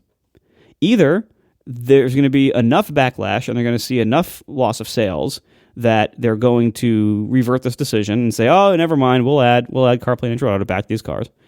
Or it's not going to affect the sales in a big enough way, and I think this is the more likely outcome, And then other automakers are going to be like, wait a minute, we can do that too. Why? Look, GM is making X billion dollars a year in recurring, subscription revenue for their vehicles after sale by selling all these services on the touchscreen, and no one's buying those on our cars because everyone's using their phones instead for free. So why don't we capture that value for ourselves? I heard Jason's arguments, and I think he's more optimistic that consumers will prevail here. I'm not that optimistic. I honestly don't think that's the most likely outcome. I think the most likely outcome here is they're going to make a bunch of money from doing things themselves in a way that's worse for consumers, but we have not enough leverage over them in this way, and then other automakers will follow. And I think we're going to look back on this time as, wow, wasn't it great when every car had CarPlay? And in the future, it's going to be a lot more fragmented, I think. Well, so GM is playing it safe here in that they're allowing the Tesla and Rivian, the two big highest end, most high profile, most I'm not going to say most popular because Rivian's not selling that many cars, but I don't know, the best reviewed EVs, let's say, they're allowing them to be the anchors because the two best reviewed EV makers, Tesla and Rivian, don't allow CarPlay or Android Auto, right? And so GM is not doing this on all their cars. GM is only doing it on their EVs. And they're using the other popular EVs as an anchor to say, well, this is just the way EVs are. When you have an EV, Tesla, they don't do this. Rivian, they don't do this. Well, with our EVs, we don't do this. But with all the other GM cars, still CarPlay and Android Auto. And I don't know how many EVs GM sells compared to the other ones, but it's presumably a minority of the cars that GM sells. So they're still kind of dipping their toe in with this thing. And in this scenario, they're not at a competitive disadvantage if you're comparing EVs against EVs, which I think if you're shopping for a GM EV, maybe you are looking at other EVs more than you're looking at just other cars across the industry, right? Yes, but I think almost every other EV, or at least off the top of my head, every other EV other than Tesla and Rivian, and we probably shouldn't even be mentioning Rivian because their sales volume is so low, but pretty much everyone but Tesla, including Lucid, which, by the way, I happen to see Lucid Air. Yeah, Lucid just changed. Yeah, I know, and I happened to see one today for the first time. It looked pretty good. I was pretty impressed. But anyways, pretty much everyone else is including CarPlay, to the best of my knowledge. I might not have that exactly right, but effectively. Right, but the best EVs are Tesla, Rivian, and Lucid. I don't know, man. I don't know if that's true anymore. I really don't. Let's say the best reviewed is the best way to sell it because that's very different. First of all, that's an extremely different thing. They're the best. They are the best vehicles, so that's why they're the best reviewed. I don't think there's any debate there. I don't think anyone is looking at Tesla, Rivian, and Lucid and saying these are not the three best EVs in the classes that they compete. Obviously, Lucid. I don't think anyone's looking at Lucid. I agree. Well, I mean, Lucid doesn't have any cars that people want to buy. They just have a sedan, and who wants sedans, right? But among the sedans, they make literally the best four-door sedan EV. So, I mean, it's not even well, but close. also, I think you're underselling GM's existing EVs because I always get it backwards. It's either Bolt or Volt, and I always say the wrong one. Yeah, no, they probably sell a lot of them, but it's But they're actually really nice. Like my parents have whatever it is. Well, other than the fact they had to recall all of them because the battery's catching fire, but that happens to everybody eventually. I'm serious. Every EV maker is going to have some recall. Like Toyota had the wheels falling off with their stupid EV, which is not well reviewed. Bolt had the batteries catching fire, which that's on the battery manufacturer. But those are growing pains, right? Yeah, everyone had the Tesla had those. You know how many recalls I had for my Tesla? A lot. And I didn't even. And mine was by the time I bought my first Tesla, it was already out for 4 or 5 years before that. Yeah, and Rivian had the bolts, something in the suspension components had the bolts retightened or something like that. Yeah, something like that. Everyone has those. But hold on, we're getting off track here. What I'm trying to say to you is, I do not accept your assertion that Tesla is still the only good option. The Bolt I have driven my parents' Bolt Mini. This is the prior generation. That now they have a different looking one. Like the GM has a different looking one. But my parents' Bolt, it is not as nice as a Tesla. I'll be the first to tell you that. But given that it was half or maybe a third the cost, whatever it was, it is actually surprisingly nice. The Mustang Mach-E, surprisingly nice. I've not personally, and I've driven one of those very briefly, I've not personally driven the new Kia and Hyundai EVs, but everything I've read is that they're really, really good. So yes, up until maybe a year or 2 years ago, it was basically Tesla or nothing. And if you're a fancy lad, like arguably the three of us are, it's Tesla, Rivian or nothing. But for regular people, I think there's a lot of really, really good options out there. And I think I think GM is going to be cross-shopped with the Kias and the Hyundais and all the other ones that are of roughly similar financial pain. They'll also get cross-shopped with the Model 3 for sure, but I think there's a lot more options out there than you're giving them credit for, and that are good. No, like I said, I was just picking the reason I'm picking the best of the best is because that's GM's cover, right? So what GM's cover is, see, we're being like the best of the best, even though you're not cross-shopping against the Lucid Air because it's way too expensive. Being like Lucid is kind of like the companies that copy Apple, even though they're not really competing with Apple, because their cover is like it's kind of like a value signaling. Like, we're like the good ones that you can't afford. We're like Tesla. We're like Rivian. We're like Lucid. We're not like those other lesser things, Ford Mach-E. I know you think it's a good car, but like, don't you see how it's a value statement? Kind of like pricing is a value statement. This is a value statement of like, it's giving them cover to say, we don't offer CarPlay because those expensive guys don't offer CarPlay too. And I get what you're saying, that like they'll be cross-shopped with cars that are in similar market, although like as a Tesla Model 3 does kind of ruin that because it is kind of down in everybody's business in terms of pricing, although a little bit less so now because the Model 3 keeps creeping up in price as Tesla goes down the tubes financially with some problems. No, didn't they just drop prices again? Yeah, they had to drop they were creeping up, but then they had to drop them again because of they want to sell cars. Like it's not a great situation over there. But the Model 3 is very affordable. Tesla's prices have never stayed the same for more than a few months. Like they've always changed wildly. Yeah. No, but like I'm in Westchester for the moment, and I'm looking around like this is like ground zero for new medium to high end adoption of electric cars, and I see there's still a ton of Teslas around, still by far the number one, but I'm seeing a lot of the Ioniqs. Is that Kia or Hyundai? It's a Hyundai. The Ioniq 5. You're saying the SUV one? Yeah, the Ioniq 5. Tons of Mach-Es, tons of Teslas. There's now 2 Rivians within a block of my house. There is tons of them, and I know this is not still even made, let alone was ever mass market. But like I was driving around, I've been driving around Tiff's little BMW i3. I freaking love that stupid car. It's so stupid, but so good in so many ways. Do they still make that? No, I think they stopped last year or the year before. Because all of a sudden, I'm seeing that car everywhere. And it's not just because you mentioned it, because I've known you've owned it for years and years and years. But there's so many i3s, and I've seen, maybe I'm seeing the same 3 over and over again. But like, where are you getting these i3s from? I guess they bought them used. Well, the great thing was, you could get a great deal on them because nobody wanted them. So like, we got an amazing deal on ours. Like, and there are so many good electric cars, and there's more coming out all the time. The market is big and growing. Like, And now you can kind of tell, now that the more modern ones are required to make weird noises as they run for pedestrians to hear. Mm-hmm, yeah. As I'm walking around, like I'll hear something weird drive by, and I'll look, and it'll be something I don't even recognize, but it's clearly an electric vehicle. Some kind of weird, mid-sized SUV crossover thingy. That's some brand I don't know. Mm-hmm. But I'm seeing they're everywhere. There's so many, and they're all different. And by most reviews, they're pretty much all really good. Like, because exactly. As you pointed out before, like, electric cars, just having an electric drivetrain is just a massive upgrade in so many ways from gas cars that you can have an otherwise fairly mediocre car, but people will love the thing because electric cars are just good overall. Like, they're the SSDs of the car world. Right? Everyone loves their first SSD and everyone loves their first electric car, even if it actually sucks. Right. But it might suck in some ways, but it's so much better in other ways that you just love the thing. Tiff's i3 is like an ancient platform. It only has like 150 miles of range, but the thing is great. Like, it's a great little car, and people love the things. They didn't love it at the price that BMW tried to sell it for. That was the main problem with the i3. Well, and it was very early to the market. It was very ahead of its time. Mm-hmm. I think its carbon fiber tub design was extremely expensive. Yeah, that's why it was so expensive, and also it's a shape of car that Americans don't like. But you know what? It's an amazing shape.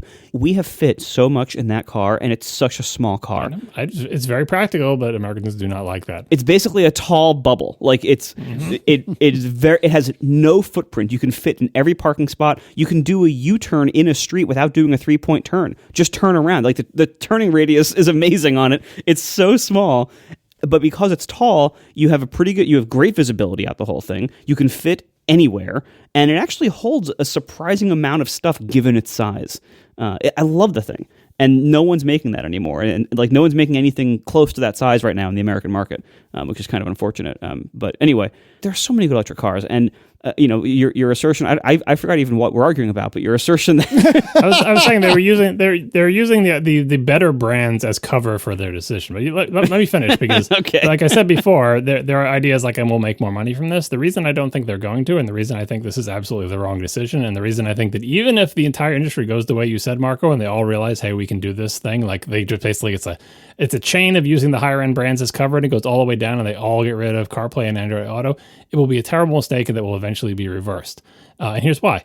These car makers do not have software platforms. They don't have app stores. They don't have APIs. They don't have operating systems. They do not have a software platform. None of them do. None of them have a glimmer of a hope of ever having one, and none of them currently have one. We can name all the software platforms off the top of our head.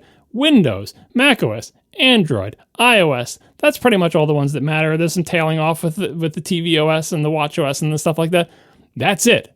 What does it take to have a software platform? You got to have APIs. You got to have developers. You got to have a developer program. You got to have support for them. You got to have an SDK. You got to have an IDE. You got to have a platform that you do development on. You have to, revise those things. You just bug tracker, documentation. Yeah. Well, less so with Apple, but we know what it takes to have a software platform.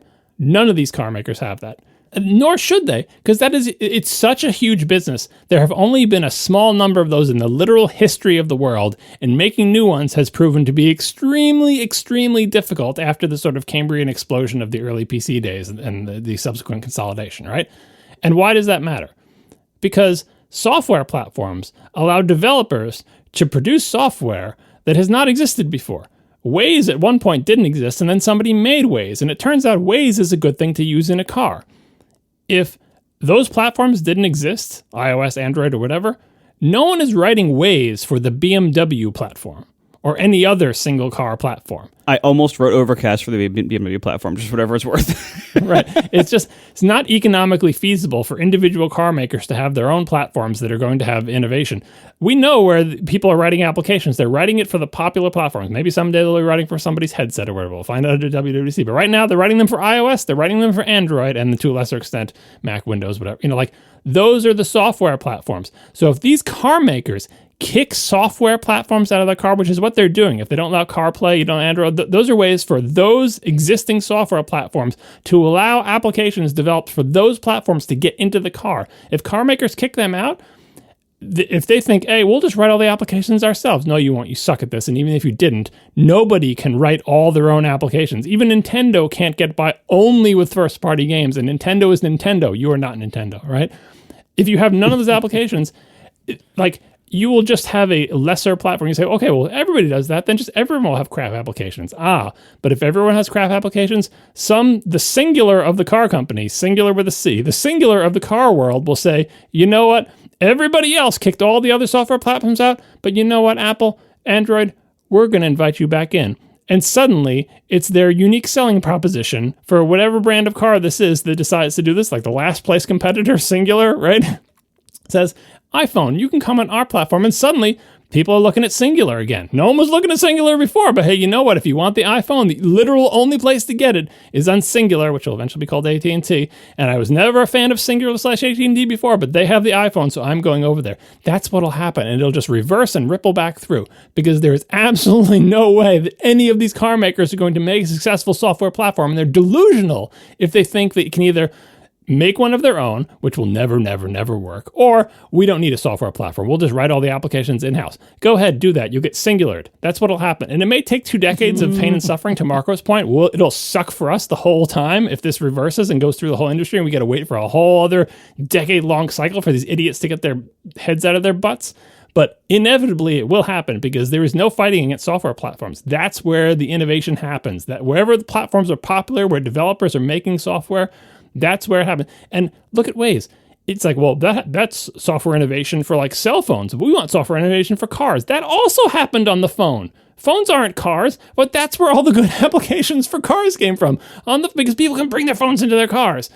So there's literally, it's like the worst decision ever to decide, I don't want any of the world's most popular software application platforms to be able to use their software integrated into my car. We're not saying like you got to let them take over everything like Apple wanted to do, where they take over the instrument cluster and the climate controls or whatever. Like, by all means, car makers, keep the car stuff to yourself. All we're saying is carve out a little place on your dashboard for Android and iOS and whatever the hell future platforms, but the headset thing, who knows, whatever.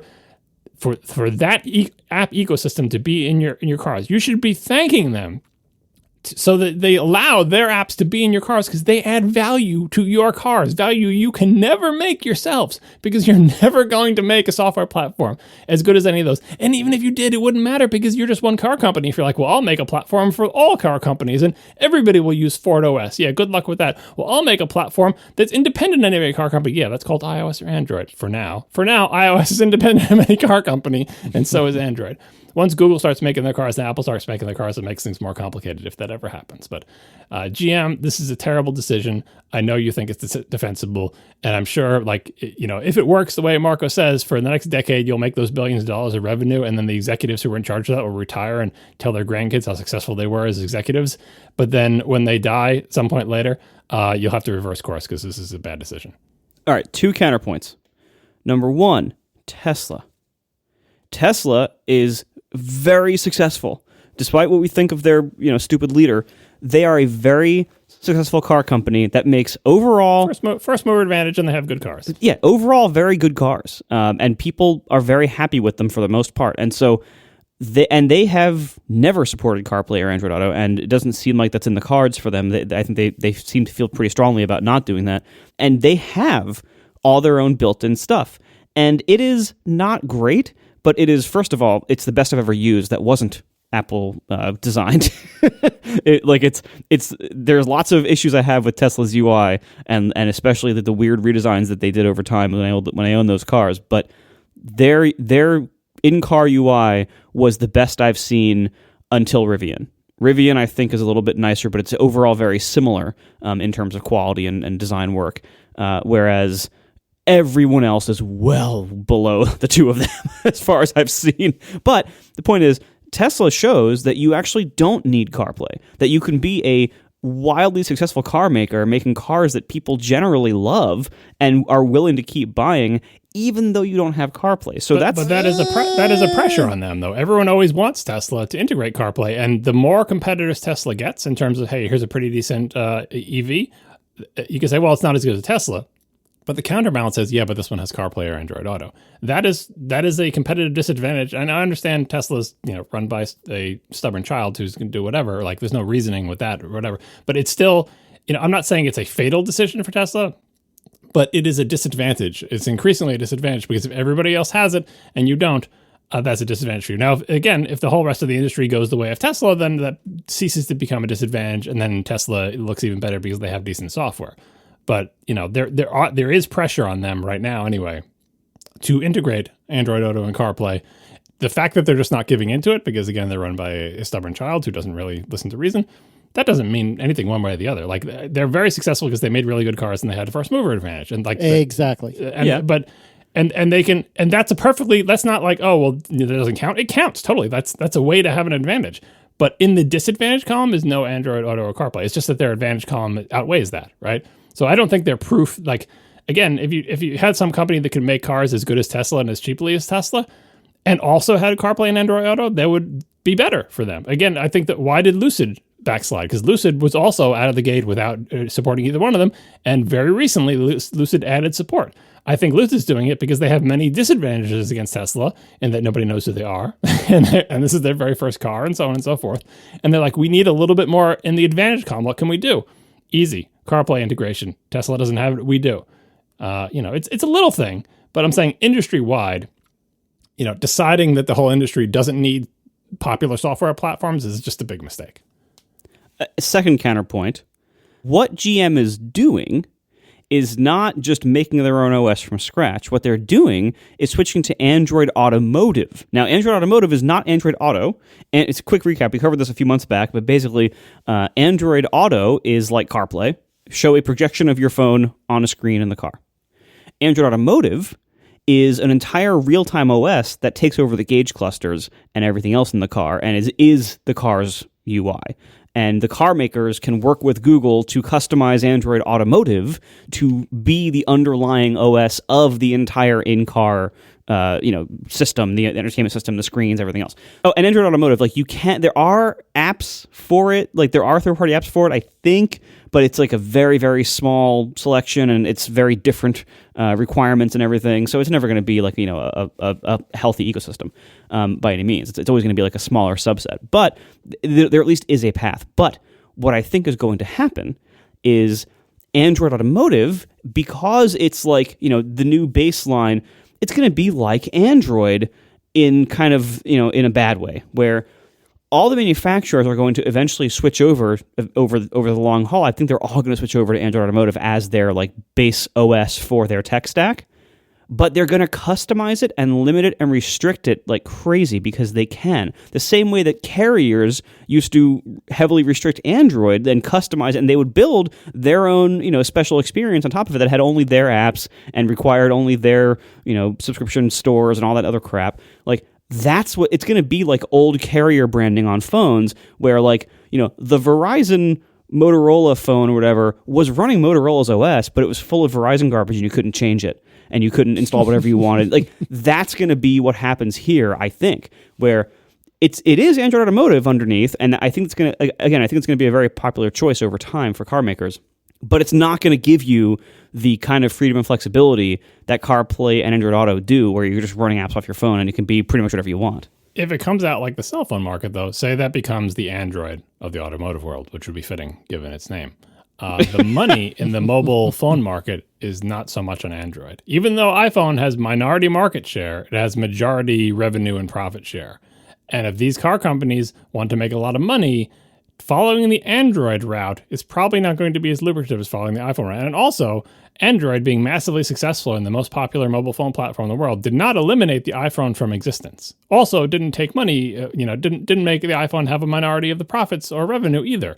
So that's a problem for these companies, especially the high-end ones, because as long as Apple still exists and still has the customers with all the money and still makes the most money on its platforms and still continues to have CarPlay as a thing that exists, some singular is going to take them up on that offer and say, hey, everybody else has got Android Automotive with that limited selective Android Automotive things and the carrier junk all over everything and so on and so forth. And it's the most popular automotive platform in the world. It probably already is, by the way. Android Automotive is probably the most popular.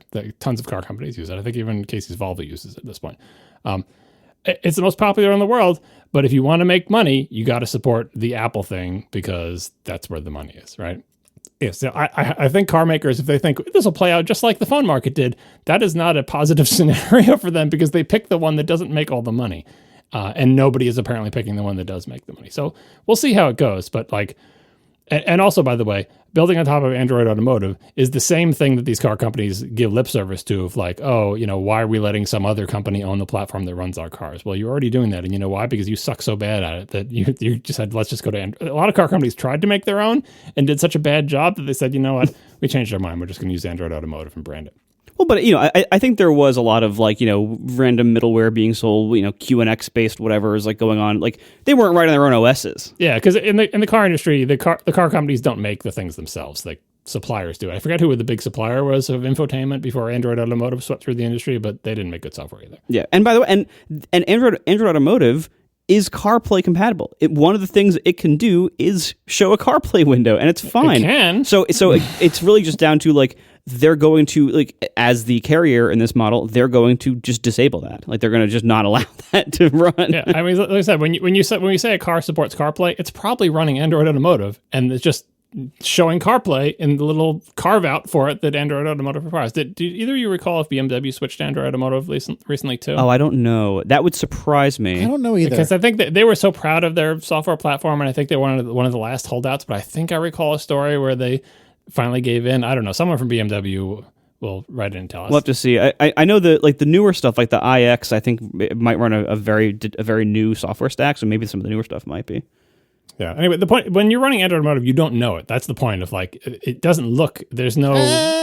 I thought so we don't have Android Automotive in our Volvo, but the Polestar ones do run. Yeah, the newer ones do. Yeah, and I haven't seen a screenshot. I'm not going to look it up while I'm talking, but I thought it was at least slightly obvious that it was Android, but I may be wrong about that. Well, it looks different, right? If you know what to look for, but they're heavily branded. Like I think the Hondas are Android Automotive at this point too. Like the Hondas look like Honda, right? The Kia ones look like Kia, the Hyundai ones look like Hyundai, and it could be Android Automotive under the covers. It is a lower level thing, and to Marco's point, the carriers, quote unquote, can customize it up the wazoo. That's the point of that platform. I think that's what Apple was trying to do with their thing. Who knows where that's going, but they had the same idea. Look, we're just like Android Automotive. Oh no, Apple would never in a million years allow any kind of customization like this. No, that was their pitch, was you can use our thing and you can customize it with your look and feel, but you're right that they would allow less customization. It'll be like, give us a tint color. Well, I think it'll be more than tint color, but less than Android Automotive. Not much more than tint color. I don't know where that effort is going. I remember it was in like a presentation, an event presentation. I haven't heard much about it, but things move slowly in the automotive industry, so we'll see where it goes. Like again, Android Automotive has taken years and years to like for every car company to eventually give in and say, we give up trying to give money to. I wish I knew what the manufacturer was, but there's a bunch of infotainment manufacturers that took on this.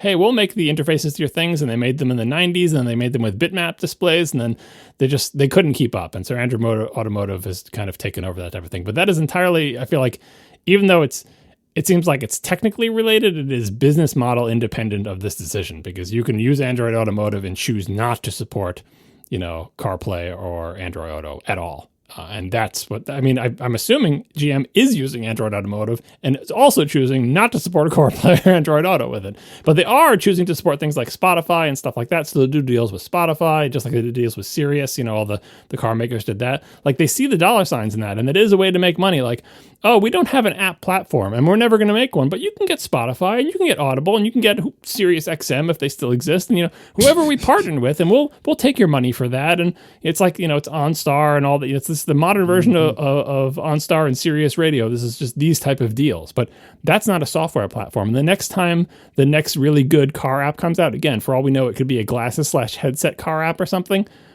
They're not going to have it. But the CarPlay ones will, because CarPlay is like, look, we don't know what's going to be in this little rectangle.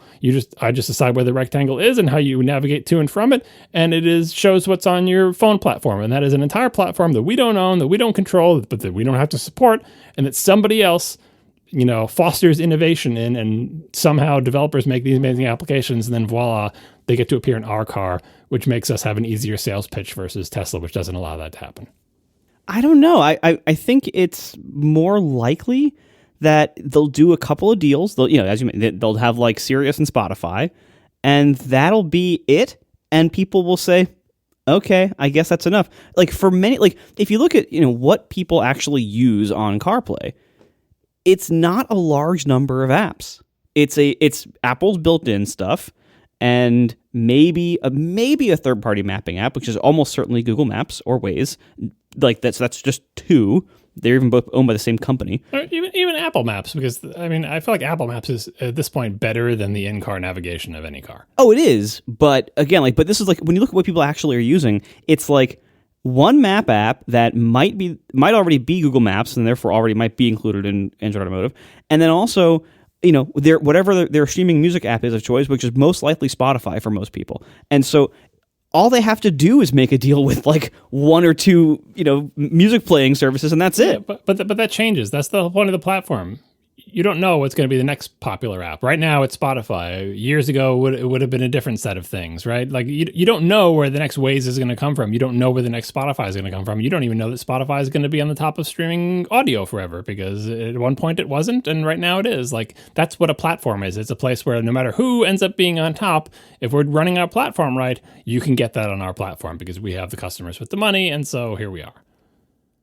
Again, we may be in for a decade of very dark times where you can't use these things on any platforms, but I think inevitably it's going to have to come back around because there's no defeating software platforms. That's where the innovation happens. And that view you have is exactly the right view of a short-sighted executive who's going to retire soon, which is like, look, for the next 10 years that I'm working, we're going to do this deal. We're going to make tons of money, then I'm going to retire. Success. But on the long view, if you're not supporting a software platform, eventually all those deals that you made with those companies for those individual car things, they will not be on top anymore. And the ones that are going to be on top will rise to the top, not on the market of things that do special deals with BMW and GM, but on whatever the popular platform of the day is, whether it's still mobile phone platforms or headset platforms or whatever the heck it is. That's where the new things come from. That's where they rise up. Instagram doesn't rise to fame as a Windows application, okay? It rises to fame as an application on a platform that Windows didn't even worry about until it was too late, right? That's what will happen in the future. I hope you're right, but I don't think we'll probably be dead. But I don't think that's a foregone conclusion. I hope you're right, though. Yeah, I think there's a couple of interesting things here. I see both of your points, and I think there's more truth to what Marco's saying than I want to admit, because I really don't want to lose CarPlay in the cars, whatever cars I buy in the future. But, I think a lot of the justification that a lot of people, particularly the EV manufacturers, are making is that, hey, we want to be able to do a really good job of helping you navigate and charge your car as you're on a road trip. I genuinely don't have the faintest idea if there's one or several apps that do a good job of this. And honestly, it doesn't really matter for the point I'm trying to make. But what happens if there is like a Waze or hell, even Waze itself, for mapping and charging, where it is able to figure out Electrify America, Tesla, whatever else. Those already exist. Doesn't Google Maps do that already? I think but there's already apps that do this. There's like Plug Share and a bunch of other ones. But do it incredibly well, to the point that like Waze is the de facto standard for most people that commute. Is there something, and honestly, yes or no, it doesn't really matter, but what if there is a Waze for EVs, not in terms of traffic, but in terms of like route planning and whatnot? And I think that GM particularly was citing like route planning as one of the reasons that they want to control the whole widget, is because, we'll do route planning better than anyone else. And I think if there becomes a de facto standard, or maybe there is, again, if there is one, it doesn't matter, but if and when that time comes, then it's going to be a real competitive disadvantage not to have Waze or the route planning thing with charging on your electric car, and that's going to make all these non-CarPlay, non-Android Auto electric cars seem real bad. That's just one path to where it can become a real competitive disadvantage. Furthermore, at least for now, all these other makers, Kia, Hyundai, a lot of these other ones, Chevy at the moment, they're all offering Android Auto. They're all offering CarPlay, and I think people are turning to them more and more. I'm seeing more and more of these regular people EVs over time. I also wanted to point out, this was linked from Gruber's post. There was an interview between the Rivian CEO, RJ Scaringe, I think is how you pronounce it, and MKBHD. And MKBHD specifically asked him, like, what's the deal with the lack of CarPlay? And the quote from the CEO was, "The thing about controlling the software stack is we get to continually make it better. So you've had your R1T, you've hopefully seen this every few weeks. We have a new software release that either adds features, addresses gaps, we listen to feedback, and our head of software development is on Reddit all the time, hearing what people are saying." And he continues later, "It drives our software roadmap and makes sure that we're delivering what customers want." Well, first of all, if you were delivering what they'd want, you'll give them frickin' CarPlay. But leaving that aside, I think the one advantage that the good EV, or the software friendly EV makers, which is basically Tesla and Rivian, the one advantage that they have, especially compared to Apple, is that they can innovate and deliver fast. Now, I would also argue that it's not as big a deal for Apple, because CarPlay itself doesn't need to innovate as much when you're offloading the mapping to another app, when you're offloading the charging to another app, when you're offloading the listening to podcasts to another app. But it is an interesting counterpoint, even though I am 1000% team CarPlay / Android Auto. It's an interesting counterpoint that at least these software heavy car companies actually deliver in a speed that certainly, I can't speak for Android, but certainly Apple is not delivering at that speed right now. I mean, it does. I mean, yeah, they are fine, but like that seems like an independent concern. They should do that for all the things that their software controls, which is the whole rest of the car, like the climate controls, all the features of the car, the instrument cluster, the automatic self-driving driver aid things, like all that. Like, yeah, that's their job. And the fact that they innovate, they're iterating better than Apple. I mean, we know that's not Apple's strength, right? But still, on terms of the platform, every year Apple has a new iOS, and in general, they get better and have more features. CarPlay itself maybe a much slower rate of innovation there, but I feel like the main job of CarPlay is connectivity, which they have done at least something. They went from wired to wireless. I feel like there's still room for improvement there, but they did something there. It's mostly just about make a place on the dashboard where our software ecosystem can have a foothold. And then, exposed to that software ecosystem will be all the applications on iPhone or on iOS or on Android that want to be useful in a car. So even something like a podcast player, for example, might have awareness of that CarPlay exists and provide support for it that's different than when you're holding your phone, so you can use Overcast while you're in your car. And certainly mapping applications like Waze are motivated to do that, even though you can also use it by just having the phone mounted on your dashboard, right? I think the whole idea of sticking your phone to your dashboard is a weird thing that we have to do during this transition. And if things go the Marco way and we have these dark days where everyone kicks off Android Auto and CarPlay, people will go back to sticking their phones in the dashboard. We've already proven that we're willing to do it. That's what I do. Right? You do it in your Tesla, right? Or you'll probably end up doing it in your Rivian, right? I do it in my car that has CarPlay. Why? We've gone over this because it's better. That's because CarPlay is nice to have, but it's actually not that good in certain ways. Admittedly, it's better than not having it, but sometimes you have to actually see the phone for something like Waze in CarPlay is kind of buggy, and sometimes you have to do stuff on the phone. Sometimes you have to enter stuff on the phone. It's not great. Ideally you don't do that while you're moving. And what's great about a dashboard clip for your phone is that you don't have to worry about all this crap that they're doing, with disabling CarPlay or whether your car has it or not. You can just put your phone there, done, and then it's the same. And you can use Waze the regular way that is the most reliable way to use Waze. Yeah, and people are familiar with their phones. That's the main advantage that it has. It's it's not learning a new thing. You already have your phone. You already use it all the time. It is a familiar interface in place for you. Which in many ways I think makes it safer, honestly. With CarPlay, obviously the way it's less safe is if you get tempted to start texting people. That's obviously worse. But with CarPlay, you have a learning curve, and you have to kind of futz with stuff a little bit more. But it has bigger targets in CarPlay, and there's just less you can do. So the advantage of CarPlay is if you try to do something that you shouldn't be doing in your car, it just won't let you. You just can't. The downside is you actually might spend a decent amount of time scrolling around the screen and possibly having your eyes partially off the road. If it was just using your phone in a dock right next to the steering wheel, you could actually be faster and have your eyes off the road less time. But so it's kind of a complicated balance there. It isn't entirely on one side or the other. But we will always have that option as long as they keep having Bluetooth that exists. Ideally we have better options, but we might not.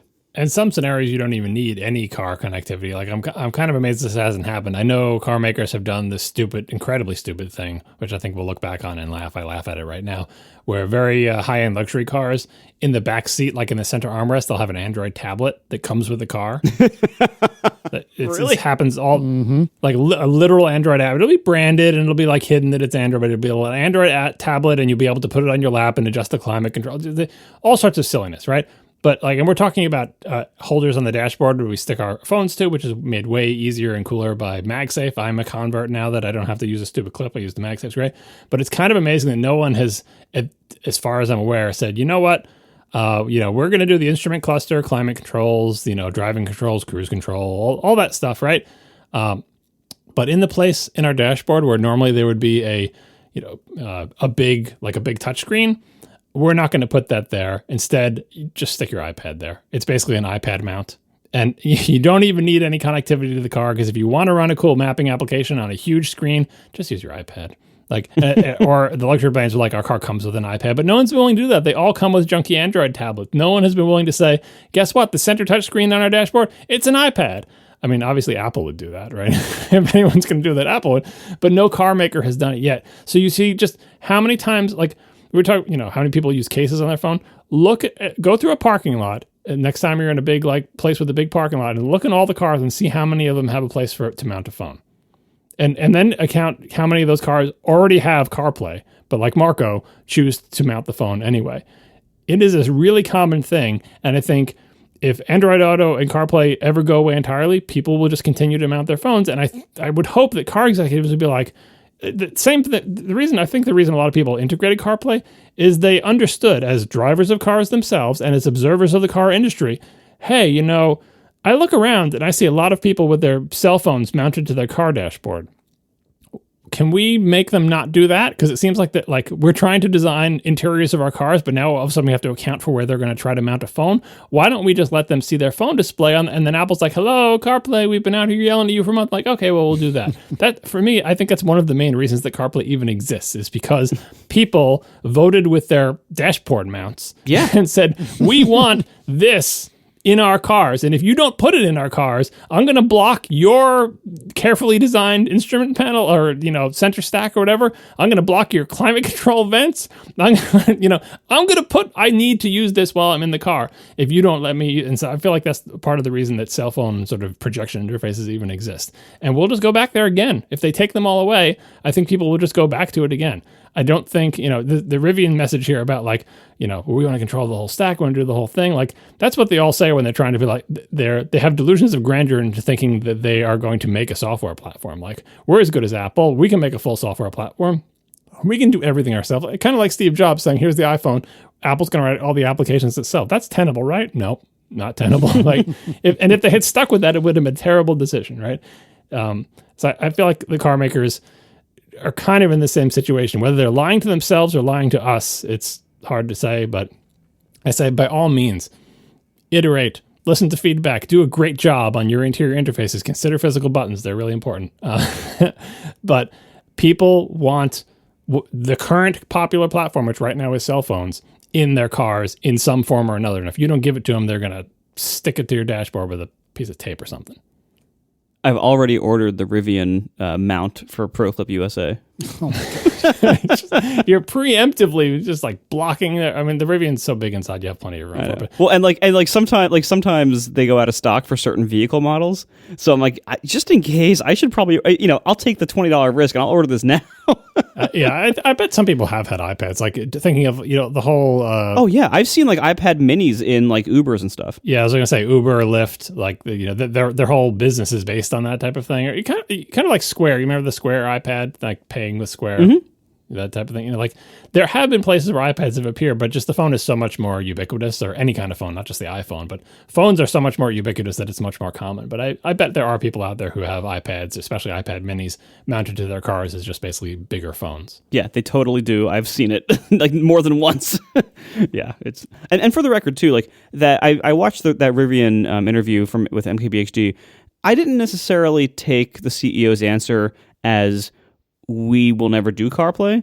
I kind of took it as like, we're not doing it now and we'll see. Like that's kind of how it read to me. Like it didn't seem like an outright like, no, we're not going to do that kind of thing. Like it just kind of seemed like we don't want to be pressured into doing that right now, right this second. That's kind of what it sounded like. And I feel like Lucid making that move, mostly because they're the most desperate, I imagine, but Lucid making that move is also kind of like, Rivian's kind of looking around, right? Tesla, again, just ignore Tesla because it's run by a maniac, right? You don't apply logic to what they're going to do. But Rivian is definitely looking at Lucid and going, I don't know. I mean, they're so underwater in terms of like they're trying to make a new, cheaper platform. They're trying to build the cars that they're trying to sell. Not like Rivian has a million things going on at once, right? So I don't blame them for we'll worry about CarPlay if we're still in business next year. Like give Rivian some runway here. But I feel like in the current climate, despite what GM is doing, Rivian is in the position now where if they rolled out Android Auto and CarPlay, the people who already own them would be very happy, and the people who haven't yet decided to buy them, this would be in the plus column for them right now. Yeah, I feel like with Rivian, it's felt more like we just haven't gotten to it yet, and we don't have a good answer for that yet. So we're just gonna kind of punt in this weird, vague way. But it kind of felt like because look, I mean, it's not. Look, we know the actual implementation of supporting CarPlay and Android Auto is, for the most part, pretty straightforward because the phone's just sending you a video stream.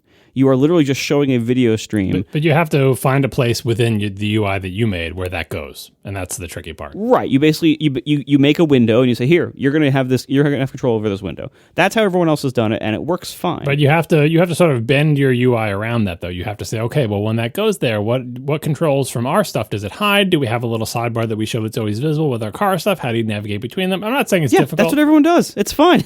I know. I'm not saying it's hard. I'm just saying it does take some thought to do. So if Rivian was planning to do this, it's going to take a little bit of effort, especially since they're probably in the middle of whatever the next major revision of their own software is.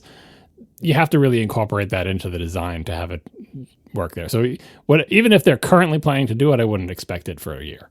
Oh, at least a year, because obviously, they're still in pretty early days with like just getting stuff out the door, getting stuff shipped, getting stuff built, getting stuff sold and working. Like obviously, like they have a lot more on their plate, and so that's why I kind of felt like that's like a 2.0 or 3.0 feature, and they're just not there yet. But it would not surprise me if they add that sometime, and it's like, okay, now we support it. That's it. Like no big fanfare, just boom, now it's there. And at some random time in the future, like no warning, just there it is, because it doesn't seem like it's a principled stand to not do it. Whereas with Tesla, it's instead of giving you like the one feature you actually want of showing this window with CarPlay in it that we have plenty of space for on our screen. Instead of giving you that one feature, we're going to build 17 games that you will never play, and this fart simulator, and whatever else that you really don't need in your car. And the one thing you need in your car, we're not going to do because we're run by a child. Thanks to our sponsors this week, Memberful, Kolide, and Porkbun. And thanks to our members who support us directly. You can join us at atp.fm/join, and we will talk to you next week. Now the show is over. They didn't even mean to begin, 'cause it was accidental. Oh, it was accidental. John didn't do any research. Marco and Casey wouldn't let him, 'cause it was accidental. Oh, it was accidental. And you can find the show notes at atp.fm. And if you're into Twitter, you can follow them at CASEYLISS. So that's Casey Liss, MARCOARMENT, Marco Arment, SIRAC, USA Syracuse. It's accidental. They didn't mean to. Accidental. Tech podcast so long. Oh my God, this Ultrafine is driving me nuts. I'm so close. Like, if there was a Pro Display XDR in stock in the Westchester Apple Store today, I might have bought it. Like, this thing. Ugh. Why don't you get a studio display? Right, exactly. Why wouldn't you just get another studio display? Not another. I'm sorry, a studio display. Right. No, I really don't. I really don't want one. I mean, I guess It's not that much more expensive than the LG was. If I spend $2,000 on a studio display, that is $2,000 for something I'm not that into.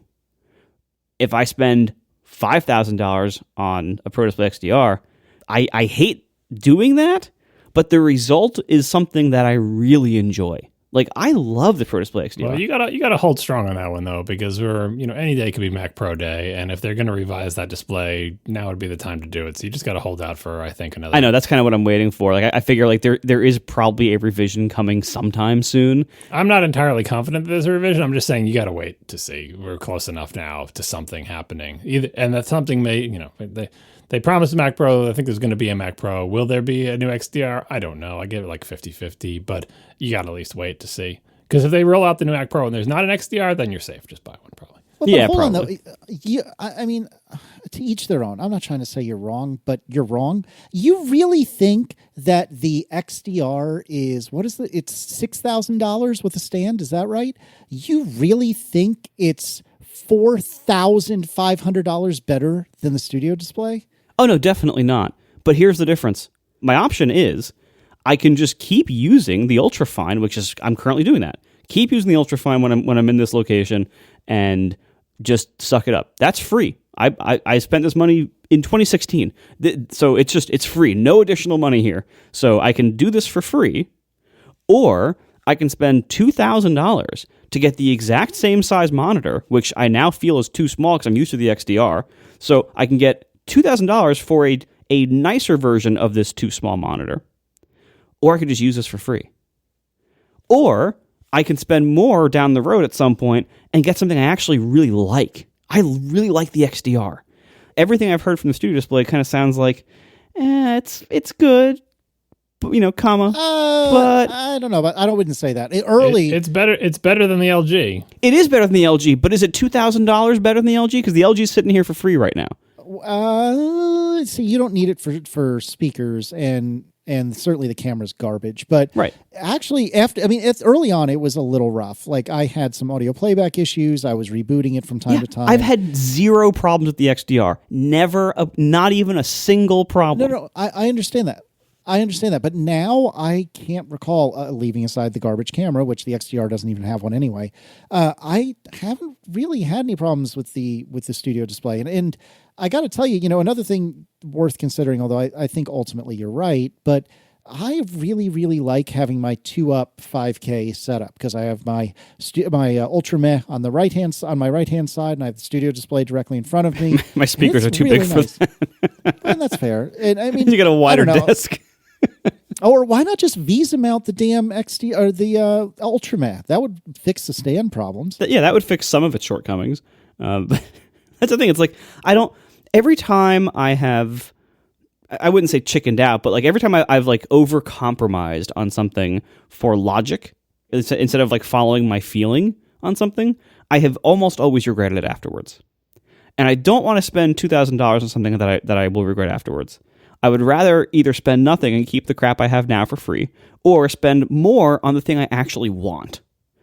Again, like throughout life, like I have done the compromise thing many times, and every single time I regret. I'm like, damn it, why didn't I either wait until I could afford the bigger one or the better one or whatever, or just stick with what I had? Like that's so many times I've had that dilemma and made the wrong decision. I can identify it, and I see now. It's like, okay, the Studio Display, it's nice, but it's not nicer enough than the LG to be worth replacing the LG for my purposes right at this second. If I was using it every day, maybe that'd be different. But right now it's fine.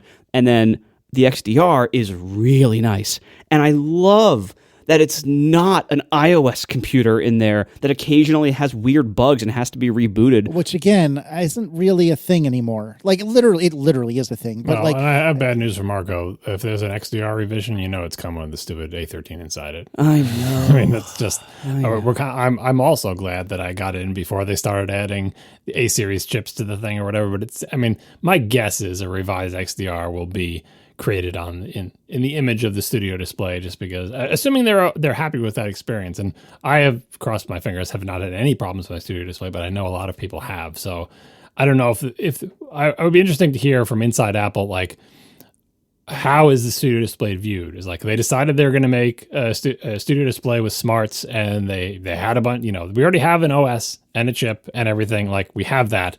It's called the A-series chips. It's called iOS. We already embedded in lots of little things. We have, it's inside our HomePods, inside our Apple TV. Why do we have to make a custom chip and put it in our monitor? Let's use the A-series. We talked about this before. So now they did that. And from our perspective as consumers, it's had its ups and its downs. How does Apple think it has gone? Do they think this is a great model, we're going to use this for all our future displays? Or do they think, let's regroup. Was this the right decision? Did we do the right thing here?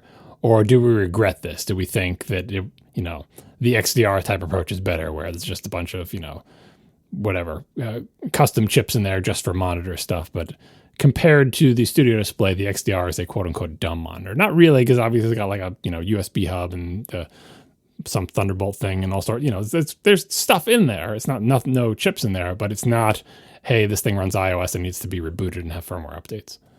Although the XDR did have firmware updates, I believe. It's just not like with a progress bar in iOS, a new version of iOS being installed. I just looked at the article from The Verge that linked in the show notes with the upcoming Samsung and Dell big monitors. Remember when those were announced? I think it's CES. Yeah, we talked about those, the hideous looking Dell thing. Oh my god! I just scrolled down and saw the Dell again for the first time since I guess January. Oh my god, that thing is hideous. Oh wow, that I don't care how much that costs. I'd rather have the XDR. It reminds me of like the TV review things I watch. That one of the channels I watch has this thing where they invite all the reviewers in to do a blind judging of all the televisions at the end of the year. And the way they make it blind is they have like this elaborate, like stuff like taped, so you can only see the light up portion of the screen. So they try to hide the rest of it so you can't see any other portion of it. You couldn't do that with the Dell because it was like that lumping stupid camera thing would be bulging through. You'd be able to tell that's the Dell. I can tell without even the screen being turned on. There's no way you can hide it. Like the only reason the blind test works for TVs is they're all so uniform now. It's so easy to hide the bezels and hide everything else in it. But the Dell is like, no, you cannot hide this ugly. Oh god, like at least the Samsung 5K one that they're doing, at least they ripped off the studio display like pretty closely. Like that's Samsung for you. If you don't, exactly. It's right? Like if you don't have good design chops, at least rip off someone else's good design. Mm-hmm. Dell is like, nope, we're great at this. We're going to do our own thing, and then that comes out. But hey, the feature set on the Dell is something else. We talked about it before. It is. I mean, look, I don't think we have a price for that yet, do we? But man, if that thing ever comes out, like if that's at all price competitive, it is gonna be a pretty big deal. But oh god, I mean, it's not a looker.